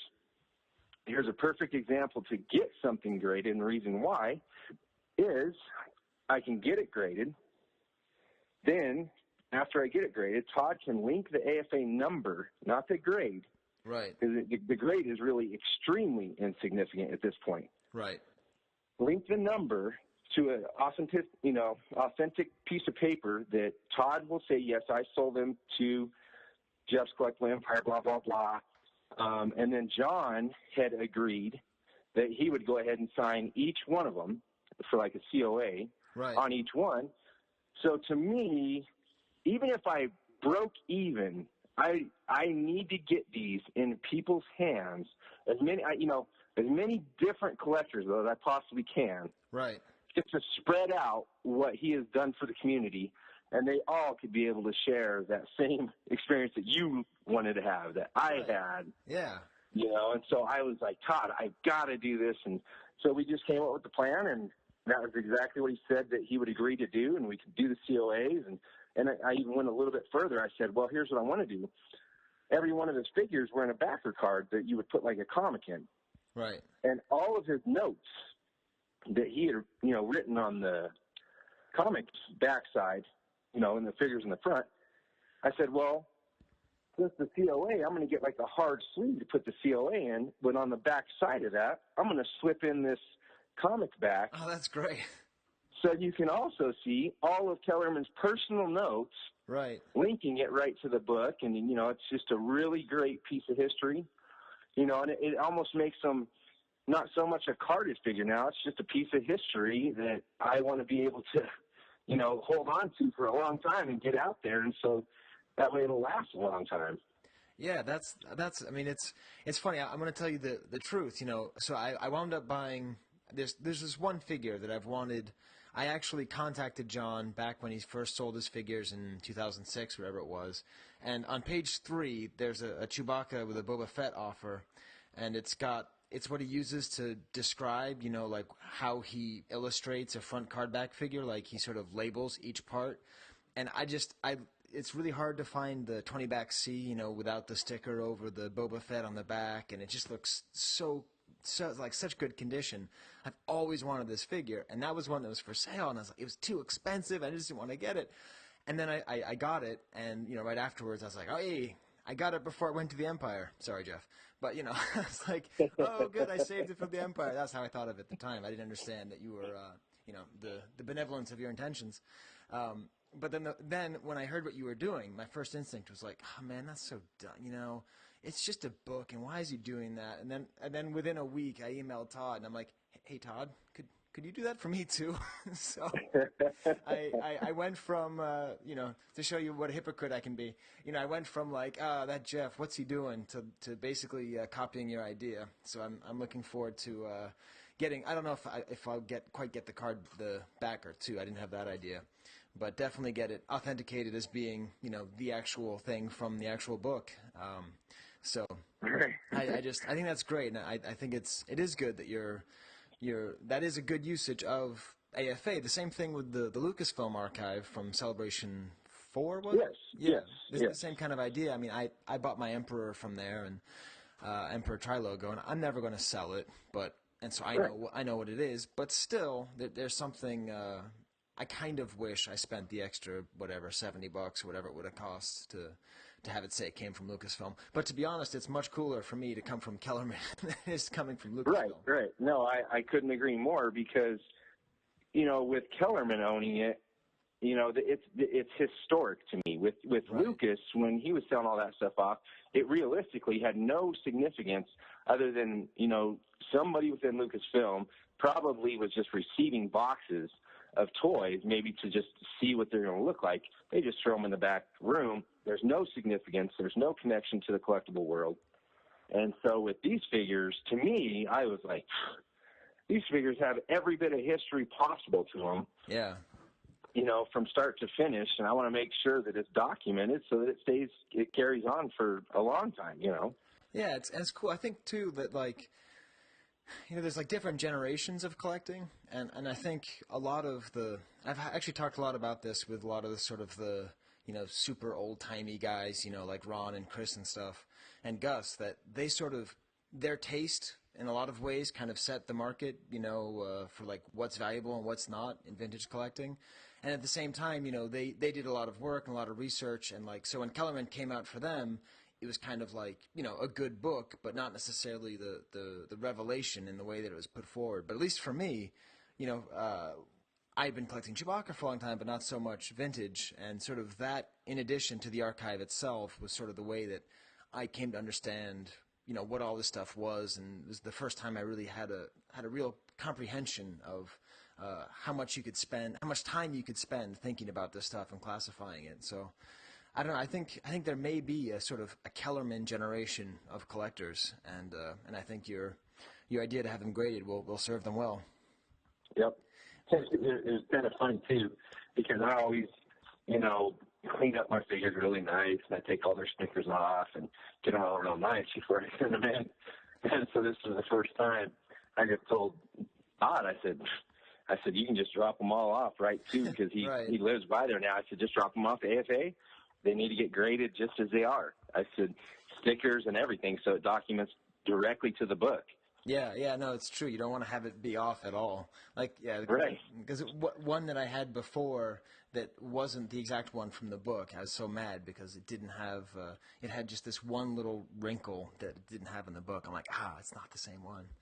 But I guess I wouldn't be a very good interviewer if I didn't allow you to plug your new site, right? So you're moving sort of into the world of becoming a dealer, or like an online dealer, or what is Jeffs Collectible Empire.com?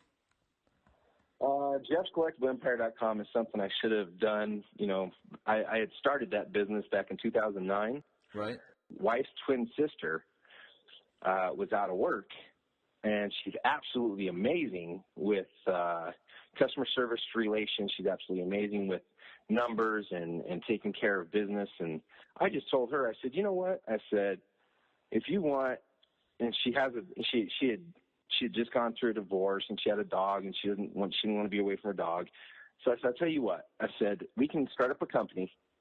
You can, I'll just be the money and brains of it, even though I don't really make much money in the end out of it. Right. But I said, we can do this, and you can pull a paycheck off of it, and this way you can work at your leisure, get through your divorce, and if it works out well and takes off eventually, then, so be it. I mean, I would love to be able to sell collectibles. Although, I mean, have you talked to other people who have sort of made this transition from, collector to collector seller? I mean, I've heard some people say they kind of wish they never did it because it sort of changes the way you view your collecting, the way you view collections? I think guys that rely on it for their income and rely on it for their livelihood, that are collectors that have done that, definitely changes them. Yeah, that changes it. Yeah. So that's you know, good. when they know they got to make that money to support their family. So thankfully, I still give 100% to my construction business. Right. So, anyways, every interview we have what we call the So Be It lightning round. Are you ready for the So Be It lightning round? Let's go. All right. The first question. If your house was on fire, God forbid, what one item do you grab? I'm saying throw pillow, if you still have it. Now, you can have a different answer, but it would never be anything that I would probably grab. Believe it or not, I would grab my toys that I had as a kid that I still have, which unfortunately none of them are Star Wars. Oh, okay. And then, do you have a Holy Grail? Do you have one thing that you're looking for right now more than anything else? Yes, which I've been looking for years. Okay. Jawa definitely has a huge place in my heart. So I've been looking for that Empire Toll Toys vinyl tape Jawa forever. Wow. Yeah. You know, on the card.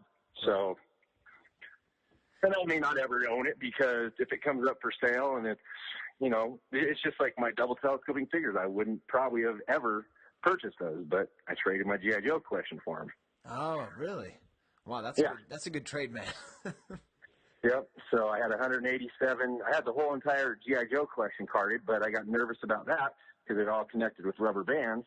Right. And I run a dehumidifier in my basement 24 hours a day. And so what does that do? That dries out the rubber bands. So in turn, I thought, man, if I start having figures, and I did start seeing figures that were graded, falling apart in bubbles on the card. And so I was like, I can't take this.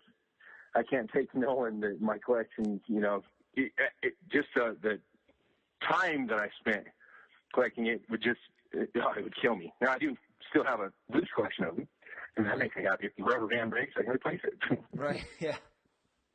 Oh, well, that's... So, yeah, I mean, it's just, you know, it's one of those things that if it comes up for sale and it's $20,000, I'm not, you know, if it comes up for sale and it's not graded and it's an open auction or something, sure, I'm going to do what I can to try to get in there, you know? Right.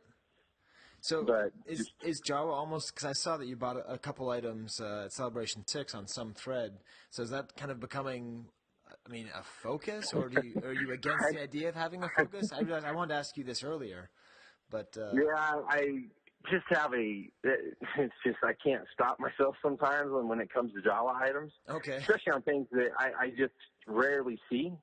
And, I mean, there was a couple proofs there, and I was like, oh, God, you know, I mean, I was like, even if I don't have a focus on it, there's some pieces that I have the same miscellaneous case I threw my stuff in as a kid.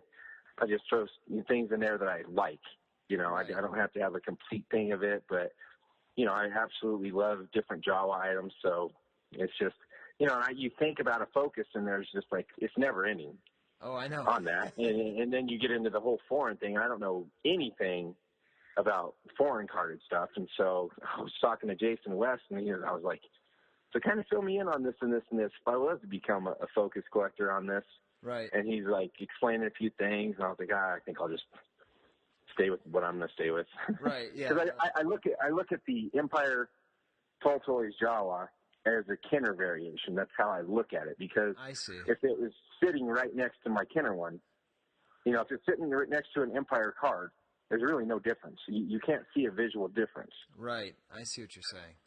And so to me, for my collection, that is included, the 4 Alarms included, and then the 9 Numb Return of the Jedi offers, which are, I think, 17 or 19 of them.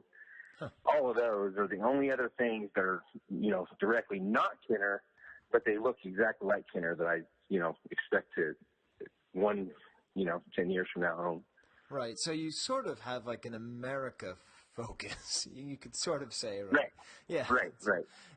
An American carded, because you don't go too much into pre-production or to bootlegs or anything like that. So. Right. American production focus. Yeah, it's a patriotic focus, right? Yep. And then this is a new question, but this every month we have a different figure who's featured. And this month it's Power Droid. Do you have any feelings about the Power Droid? I think it is definitely, when I started collecting every card back of the Power Droid, I never had much thought that there were Power Droids that were difficult to get ever. I'd always felt like Power Droid, I've got on so many different cards, but when you really focus on trying to get each Power Droid on each card, you find out just how difficult it is to find a couple of them. Huh. What's an example of one of the harder ones? Empire offerless is, not an easy piece to find. Oh, I never would have known that. Yes. So, I mean, it's, it's just one of those figures where until you collect every card front, you think to yourself, well, there's not that many difficult pieces. Right. And then you collect every card front and you're like, what in the world? And then trying to just document to make sure that you are collecting what actually was made. Right. Is ridiculous. Yeah, it's funny, actually. Speaking of Jason West, a couple, 5 or 6 years ago, I started a series of threads that he continued that was about, like, the relative rarity of each card front.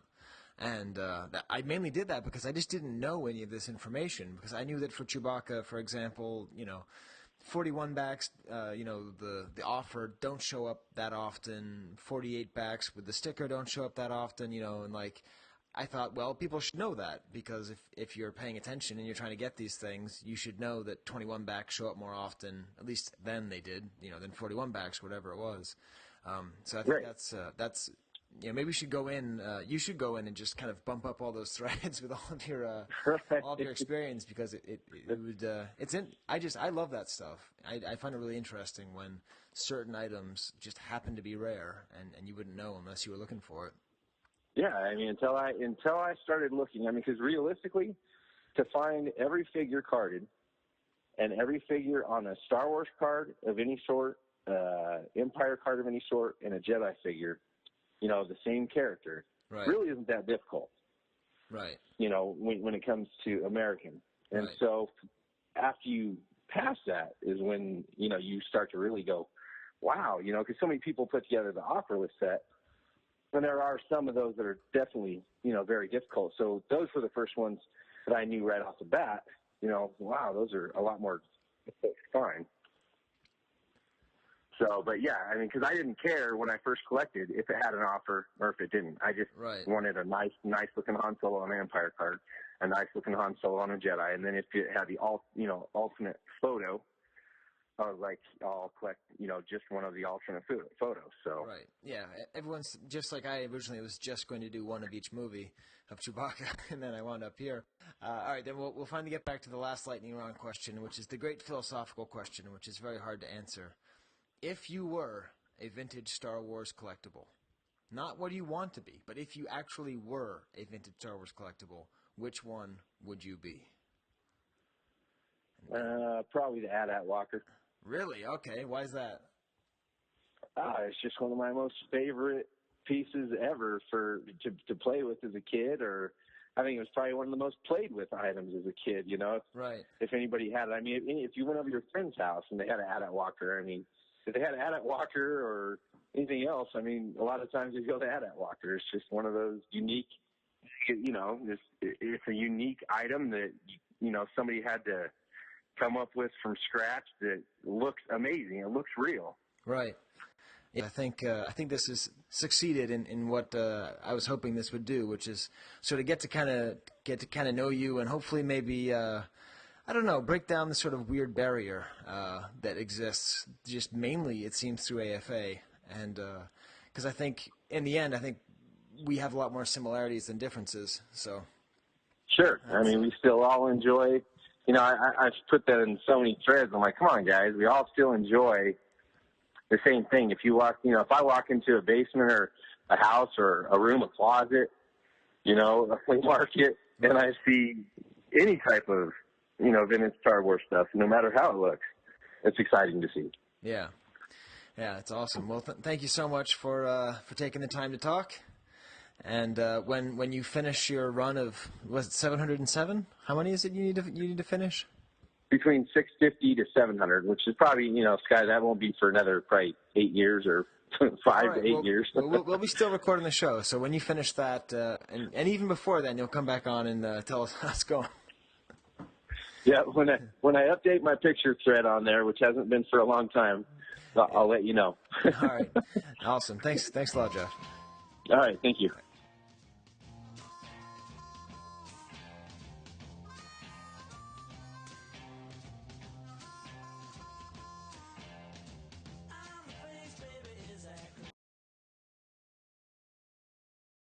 Hi, this is Chris Georgoulias. If you're like me, you think the market watch is too long. So feel free to fast forward to the end of the segment at 2 hours and 6 minutes. I'll see you there.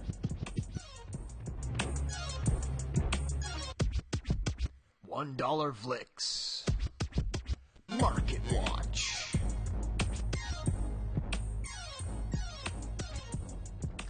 Well, Steve, I think some collectors did not go to Celebration 6. Yeah, you'd think that based on some of the stuff that's sold recently. It's pretty insane. Been dropping some coin. Yeah, major. Wow.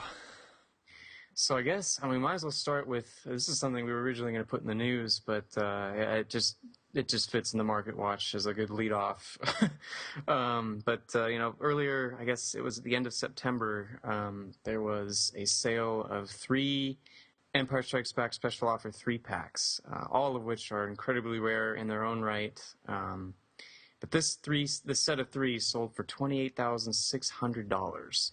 Yeah. And their origin story is also really crazy. I guess there was an estate sale up in the Bay Area, and this was just one auction. I guess the guy bought the Star Wars collection from the sale, and he has just a ton of stuff. But this is definitely the headliner as far as stuff that's sold publicly from that. And I know there's been a lot of discussion about how some of these, even on their own, could fetch up to $20,000. I think it was the Bespin Alliance set. So we'll go through each more. So you have the Bespin Alliance, and you have, and that's I guess the rarest of the 3, from what I understand. And those have sold for $20,000 on their own. Then you have the Imperial Forces, which has the Snowtrooper IG-88 and Bosk. And then the last one was the Hoth Rebel set, which has Han Hoth, Rebel Soldier, and FX7. So, it's crazy to see a group auction of things like this. I think that's one thing that's really blown everyone away. And then just the story of a find of insanely rare Star Wars toys at an estate sale. It's stuff that's very mythical.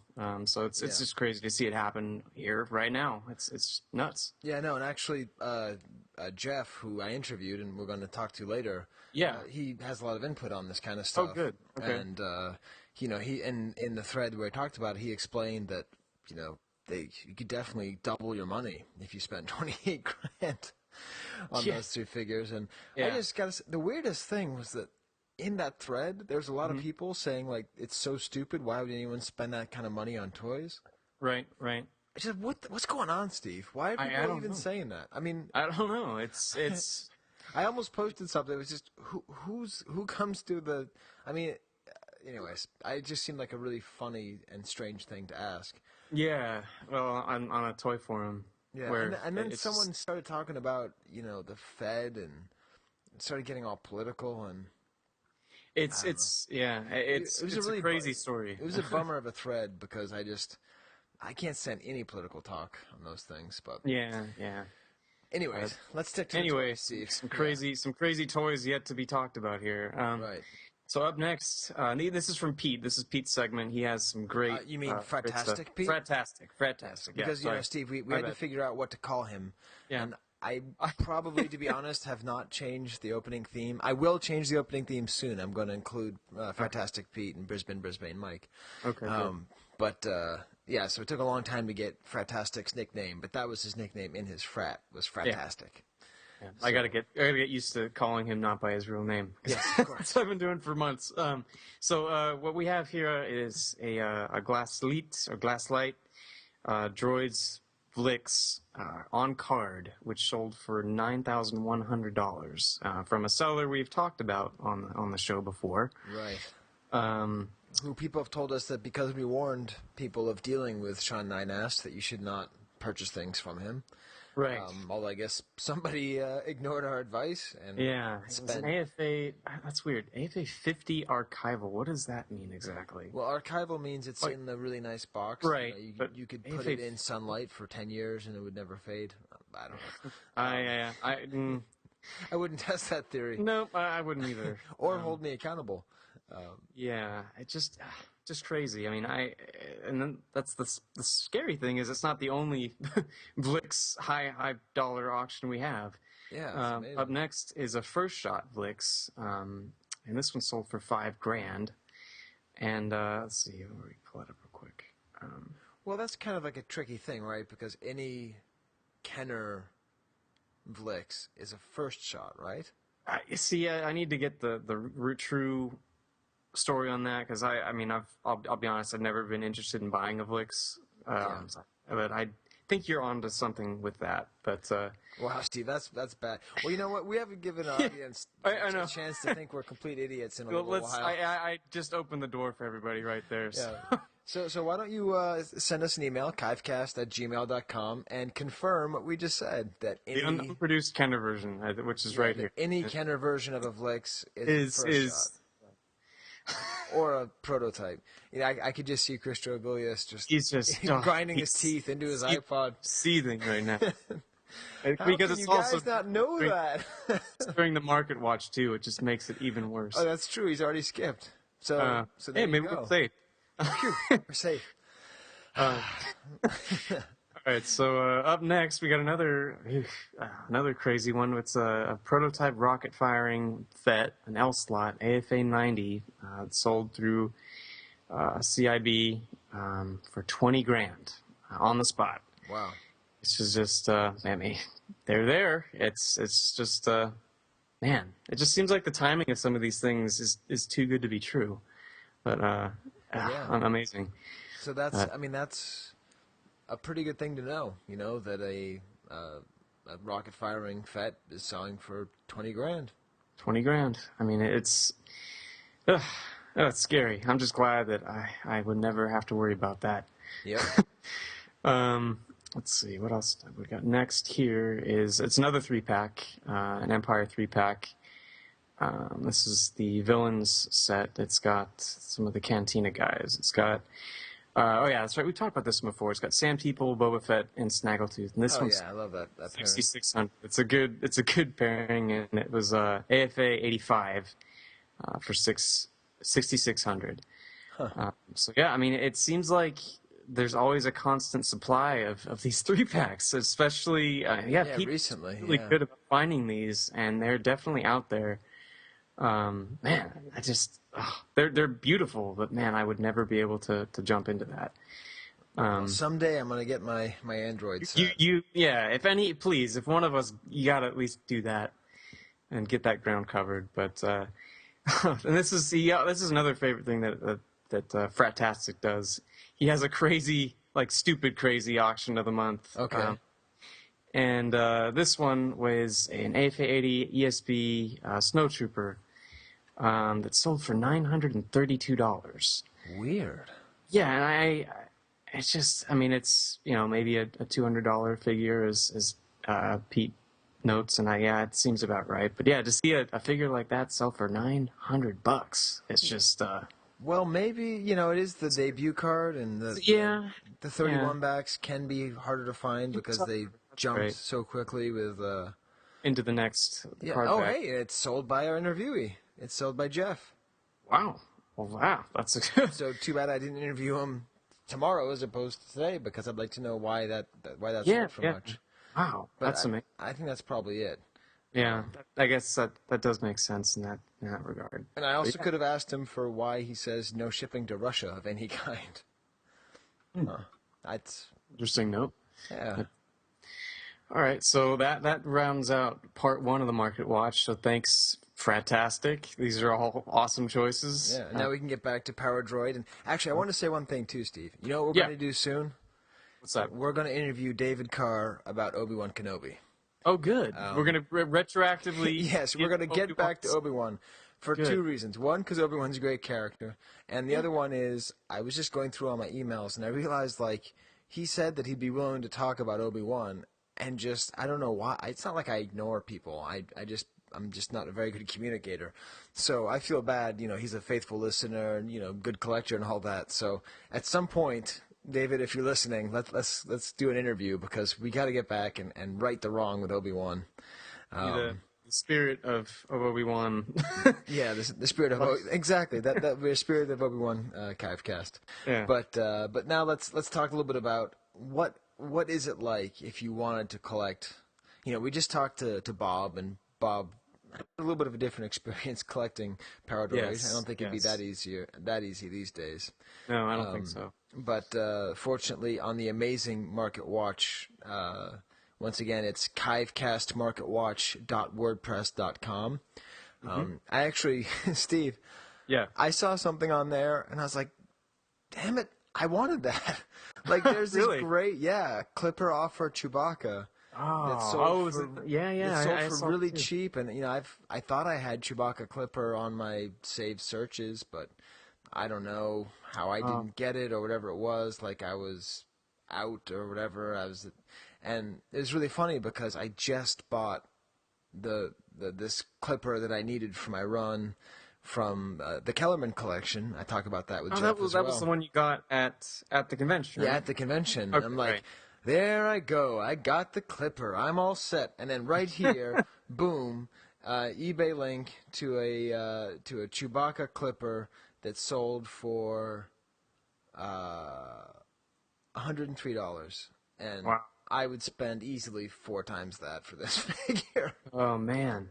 Because it's a 48-back offer. So if you're listening and you're the one who bought that, hit me up. Rob me blind. I don't care. I love that Clipper offer on the Nien Nub thing. So it's funny that being one of the hosts of the Chive Cast, I was looking through a site that's sort of spin off of our show, and I was like, hey, wait a minute, no. But you should go and be up on what's happening. Chivecastmarketwatch.wordpress.com.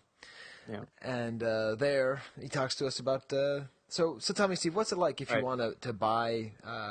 If you want to kind of get started with the good old spare battery.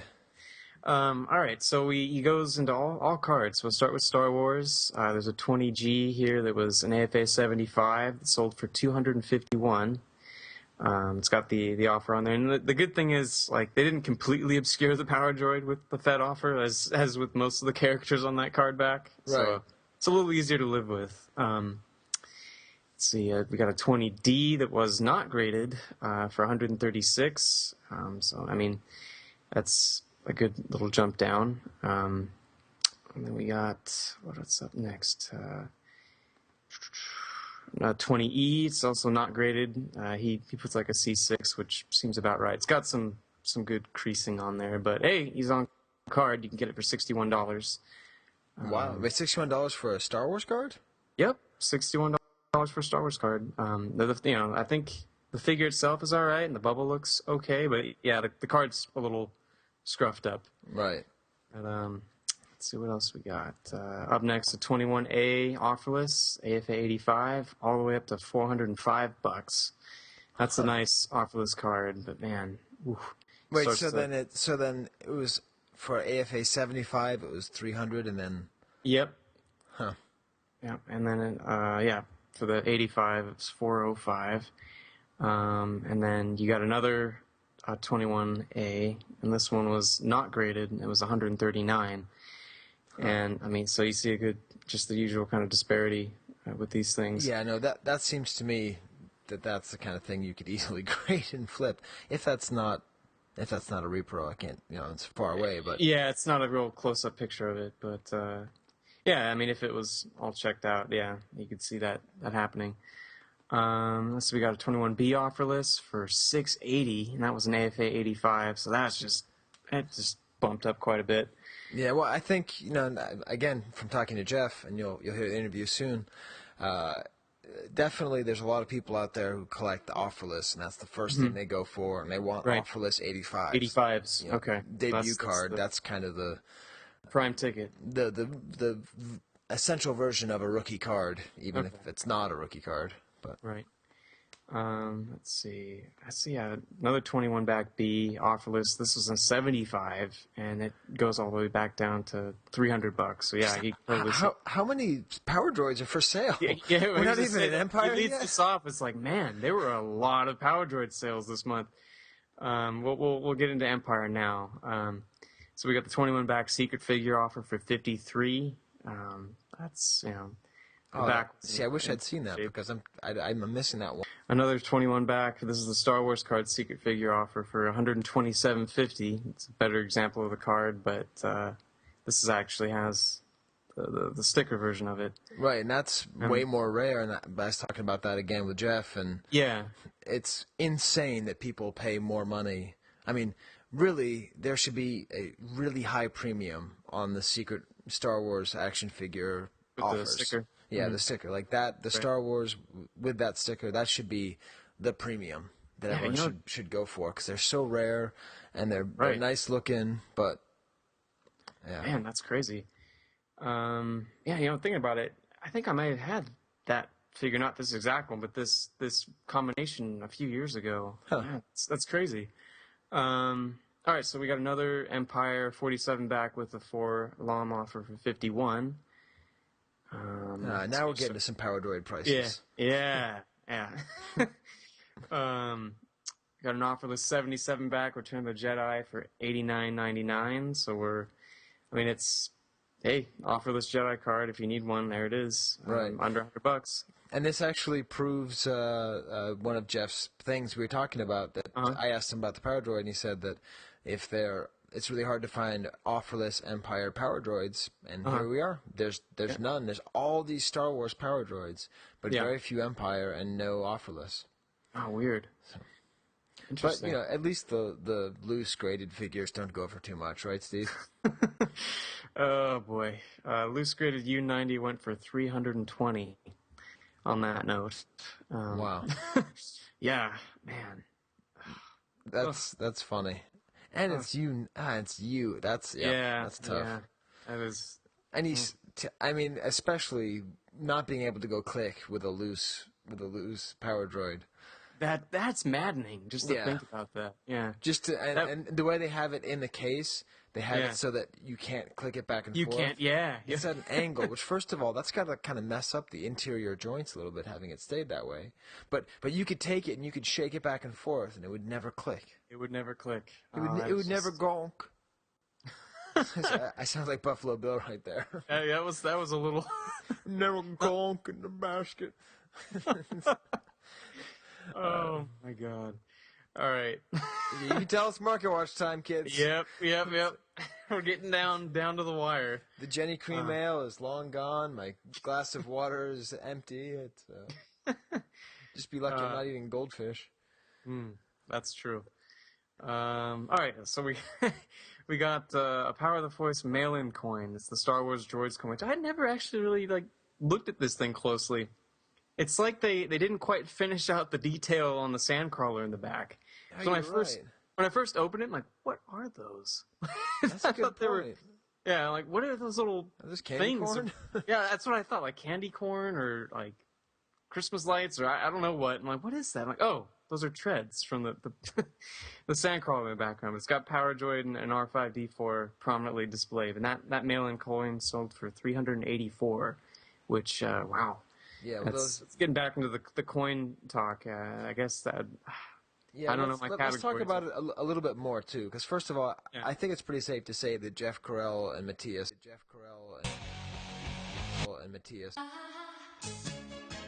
could have designed a much better droid. Yeah, look at it. Just seems like they didn't quite finish the sketch, and then they just sent it in, and it went to press.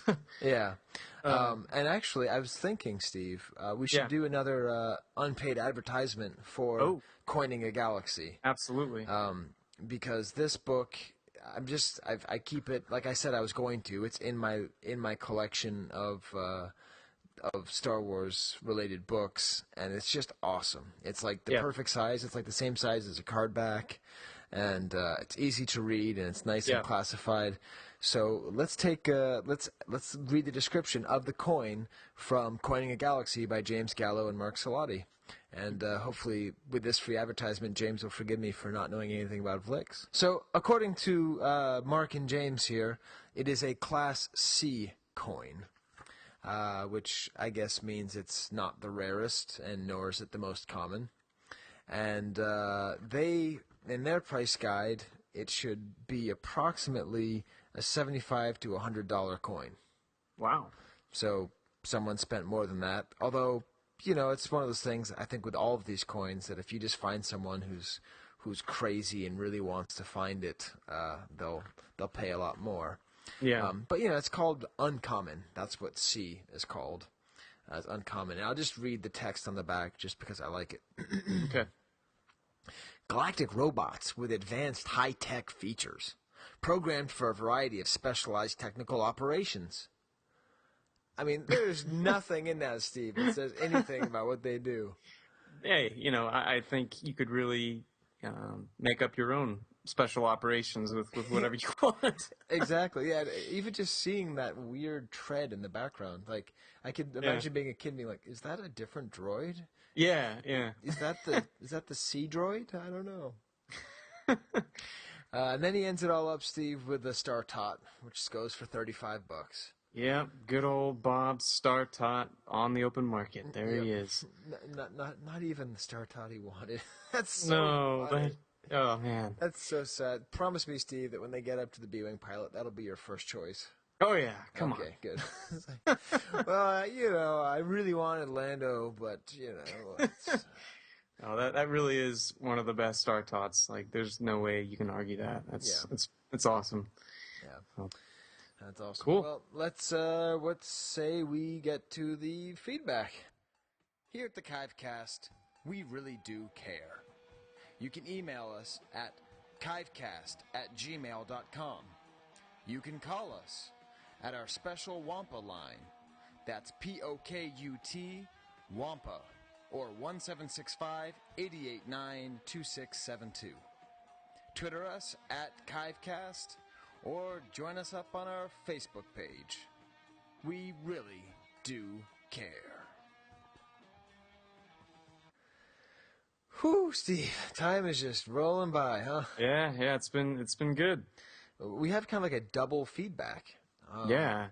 Because the last time, you know, on episode 32, we didn't have feedback from 31, and on 31, we didn't talk about what people said about 30. So I guess it should be a triple feedback. But let's see. First of all, people were happy that I was able to get the August show out. Yeah, I was like, oh, whoa, there it is. I got to be honest, Steve, it's just vanity. It's just every time I see the number of episodes we've done go up a number, I feel like a little sense of triumph. And so even though it would have been a lot easier for me just to do one episode, I was like, oh, man, it'd just be cool. Time to pad the stats. Yeah, I kind of pad the stats, and yeah. But also, it made it less of a stressful workload for for coming up with another show so soon. I have to admit that did help. And I knew that you were starting your semester, and that was a lot, and I was starting the semester, and that was a lot. So I was like, I don't want to miss a month. And so the only real problem was that episode 32 was not our best, but there's some good stuff in there. Yeah. It's the only place where we really talk about the party and all that stuff. Right. Let's see, Ron Salvatore mentioned that Turkish Star Wars is actually called The Man Who Saved the World. And it's actually true. It includes the word Adam in it, which means man. Okay. You see that on the Uze, although actually it's not pronounced Uze, it's pronounced Uzai. Right. See, that was another little bit that... That's another little bit that we learned from Meta. So that's the... So basically what happened was, on episode 31, we talked about the Turkish movie, and then we talked to Joe Y. And Meta, who's actually from Turkey, clarified a couple things that Joe said. Do you want to read that there, Steve? Yeah, sure. So to clarify Joe Y's interview, both Uzai and... Is that right? Yep, Uzai. Yep. Uzai and production figures, most likely Tri-Logo imports from Europe, as I had many of these in my childhood collection as well, were available in Turkey in the late 80s. Uzais, that's going to be really tough for me. Yeah. Were typically found at small bodegas and grocery stores, while production figures were found in big toy stores and malls. The price ratio for Uzai to Kenner was approximately 1 to 3, although I don't recall the exact prices. Also, from conversations with many people who grew up in Turkey, Uzai figures are generally not coveted as collectibles, and that's pretty interesting. Right. Once a Turk discovers how valuable they are, I've seen them invariably sell them. In fact, almost all the posts on this page are essentially, I wouldn't pay 1 cent for these, or I had these, I hated them, this is ridiculous. Right, and so this is like he gives a link, and I guess we'll provide the link too, because he put it publicly, to a sort of Turkish collecting area, which is just pretty awesome. Yeah. Just that they hate it. It makes sense, because if that, I don't want this stinky, it'd be like if someone came up to me and told me, hey, you know what? GoBots are 1,000 times more valuable than Transformers. I'd be like, yeah, but, come on. Yeah, but they're worth 1,000 times more. Yeah, but come on. It's a matter of yeah, it's principle here. Exactly. And I must have upset someone there. I did like GoBots, especially like the little submarine guy. That was a good one. I think they also had a limo. That was a pretty lame one. So anyways, he says he doesn't want Joe to feel bad, but his name is not pronounced meat. It's pronounced mete. And again, it's Uzai. So if we can get people to say Chris Chelios, if we can get people to say Chris Georgoulias, we can get people to say Uzai, right? Yeah, I think so. I think that's doable. And this is good because every time I meet a Turkish person, I ask them how to pronounce that word. And they just look at me like, I don't know what you're talking about. And also, Sean Kay helped to not only put on the party and just be a generally awesome guy who I didn't get enough of a chance to talk to at Celebration. Although I did get to talk to him a couple times, but he's the kind of guy you just want to talk to more. But he provided a room sale video. Yeah, it's great. It kind of helps soften the wound of losing our audio. At least there's some record of what was going on. Yeah. It's great. Yeah, and there's a couple other videos out there too, and we'll try and provide links to those, although realistically I probably will forget. And then also I thought it'd be kind of fun to have a sort of new listeners of the month. Okay. So sometimes we get little emails from new listeners, and the main reason that I want to do this is, if people are members of the forums or people who I recognize and say, oh, I started listening, for instance, I got an email from Grant, who featured on our first episode, and he said, oh, I've been catching up, but I don't think that's as important, whereas some folks, like this guy Sal, he said that he really liked our show, and he just discovered it, and he's not that much of a vintage collector, but, we're kind of turning him on to it. Right. And he asks if we were talking about the same La Cumbre Plaza that's in Santa Barbara. Oh, what? Yeah, and so he lives crazy. He lives in Ventura. So nice. I was like, hey man, you get in touch with Steve, join that California club. Yeah. Speaking of which, we got a new club member because of the podcast. Oh, really? Yeah, and it's another name. I'm not sure if I'm pronouncing it right, but it's Keita. Okay. He's in the Bay Area, and he contacted me through the club email saying that he'd heard the podcast and heard about the club, and so we got another member out of it. That's great. So it's working somehow. Yeah, the club and this podcast were both born right there in Goleta, California. So that's right. That is indeed the same. And then I got a pretty good email from Tim. Theol. I don't know if that's like a cool screen name, like the all, like the everything, or that's actually the opposite of the néant. From everything to nothingness. There you go. Maybe he's a Sartre fan. Anyways, he talks about how much he likes the Death Squad Commander because of his freakishly great name. I just like the way he said that. And then he also makes the point that it was the first ancillary character to sort of be made into a figure, and that kind of set a precedent for the rest of the that's line. true. Yeah. I think it's true. He says maybe Sand People, but not really, because Sand People you can really play with. Yeah. Whereas Death Squad Commander, not so much. He's the B-Wing pilot's great-granddad. Exactly. Yes, That's funny. A little family resemblance there. Yeah. And he also tells us that his childhood R2 was eaten by his German Shepherd. So if you have any other stories about the sad destruction of your childhood figures, we also like to hear that. Yeah, always good. And that was pretty much it for the feedback, Steve. Yeah, it was good. It was good. Not a lot of feedback from the episode 32, but again, I think people just kind of gave us a mulligan for that one. So, and for that, we thank you. Yeah, well, they can't all be hit, Steve, right? No. I mean, there wasn't even like its own. It wasn't even its own figure. It's kind of like this weird, half malformed issue. It was a B-side, all right. It was a B-side. And Steve, this will be our last baseball update. Oh, here we go once again. What was the final result of the fantasy baseball season, Steve? Well, I ended up smack dab in the middle, which given the fact that I'd never pay attention to my team, I will take it. Yeah, it's not bad. It's better than I used to be, I guess. But the co-host here is yet again the champion. So congratulations, man. You are a damn good fantasy baseball player. Well, it's more that I spend too much time thinking about baseball. But see, I'm trying to give you the good side of the coin here. Yeah, no, that's the good side. Well, you know what it is like, I'm a person of many hobbies, and the thing I love about baseball is it doesn't cost any money, and especially if you keep winning the league. So the thing is, Steve, we don't have a boasting league, like most fantasy sports. It's all about like, I'm the best and I'm going to put you down. Right. Like, we don't do that. No.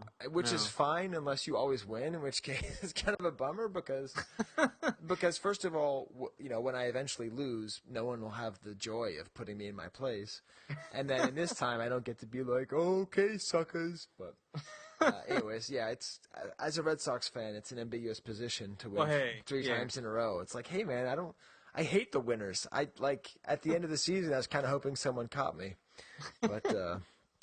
But I put all of the money towards the rest of my Kellerman purchase from Todd. There's a reason for it. It all goes back into the machine. Yep. So last year it was getting the baggy sample. No, last year it was the Bruce White painting. Okay. The year before that went into the baggy sample Chewbacca. Cool. So it always goes into something good. Yeah. And you know what that means, British and Australian and Pakistani listeners? Time for cricket. It's cricket season. It's cricket season. So we'll work our way through. Awesome, Steve. Well, it looks like our recording time is coming in at just under 2 hours. Yeah, lean and mean, but still got some substance. Yep. I'll be doing the editing and get it out there, and I'll be scouring eBay for fun poncho. I think it should be my top priority. Yeah. Awesome. Well, wampa wampa.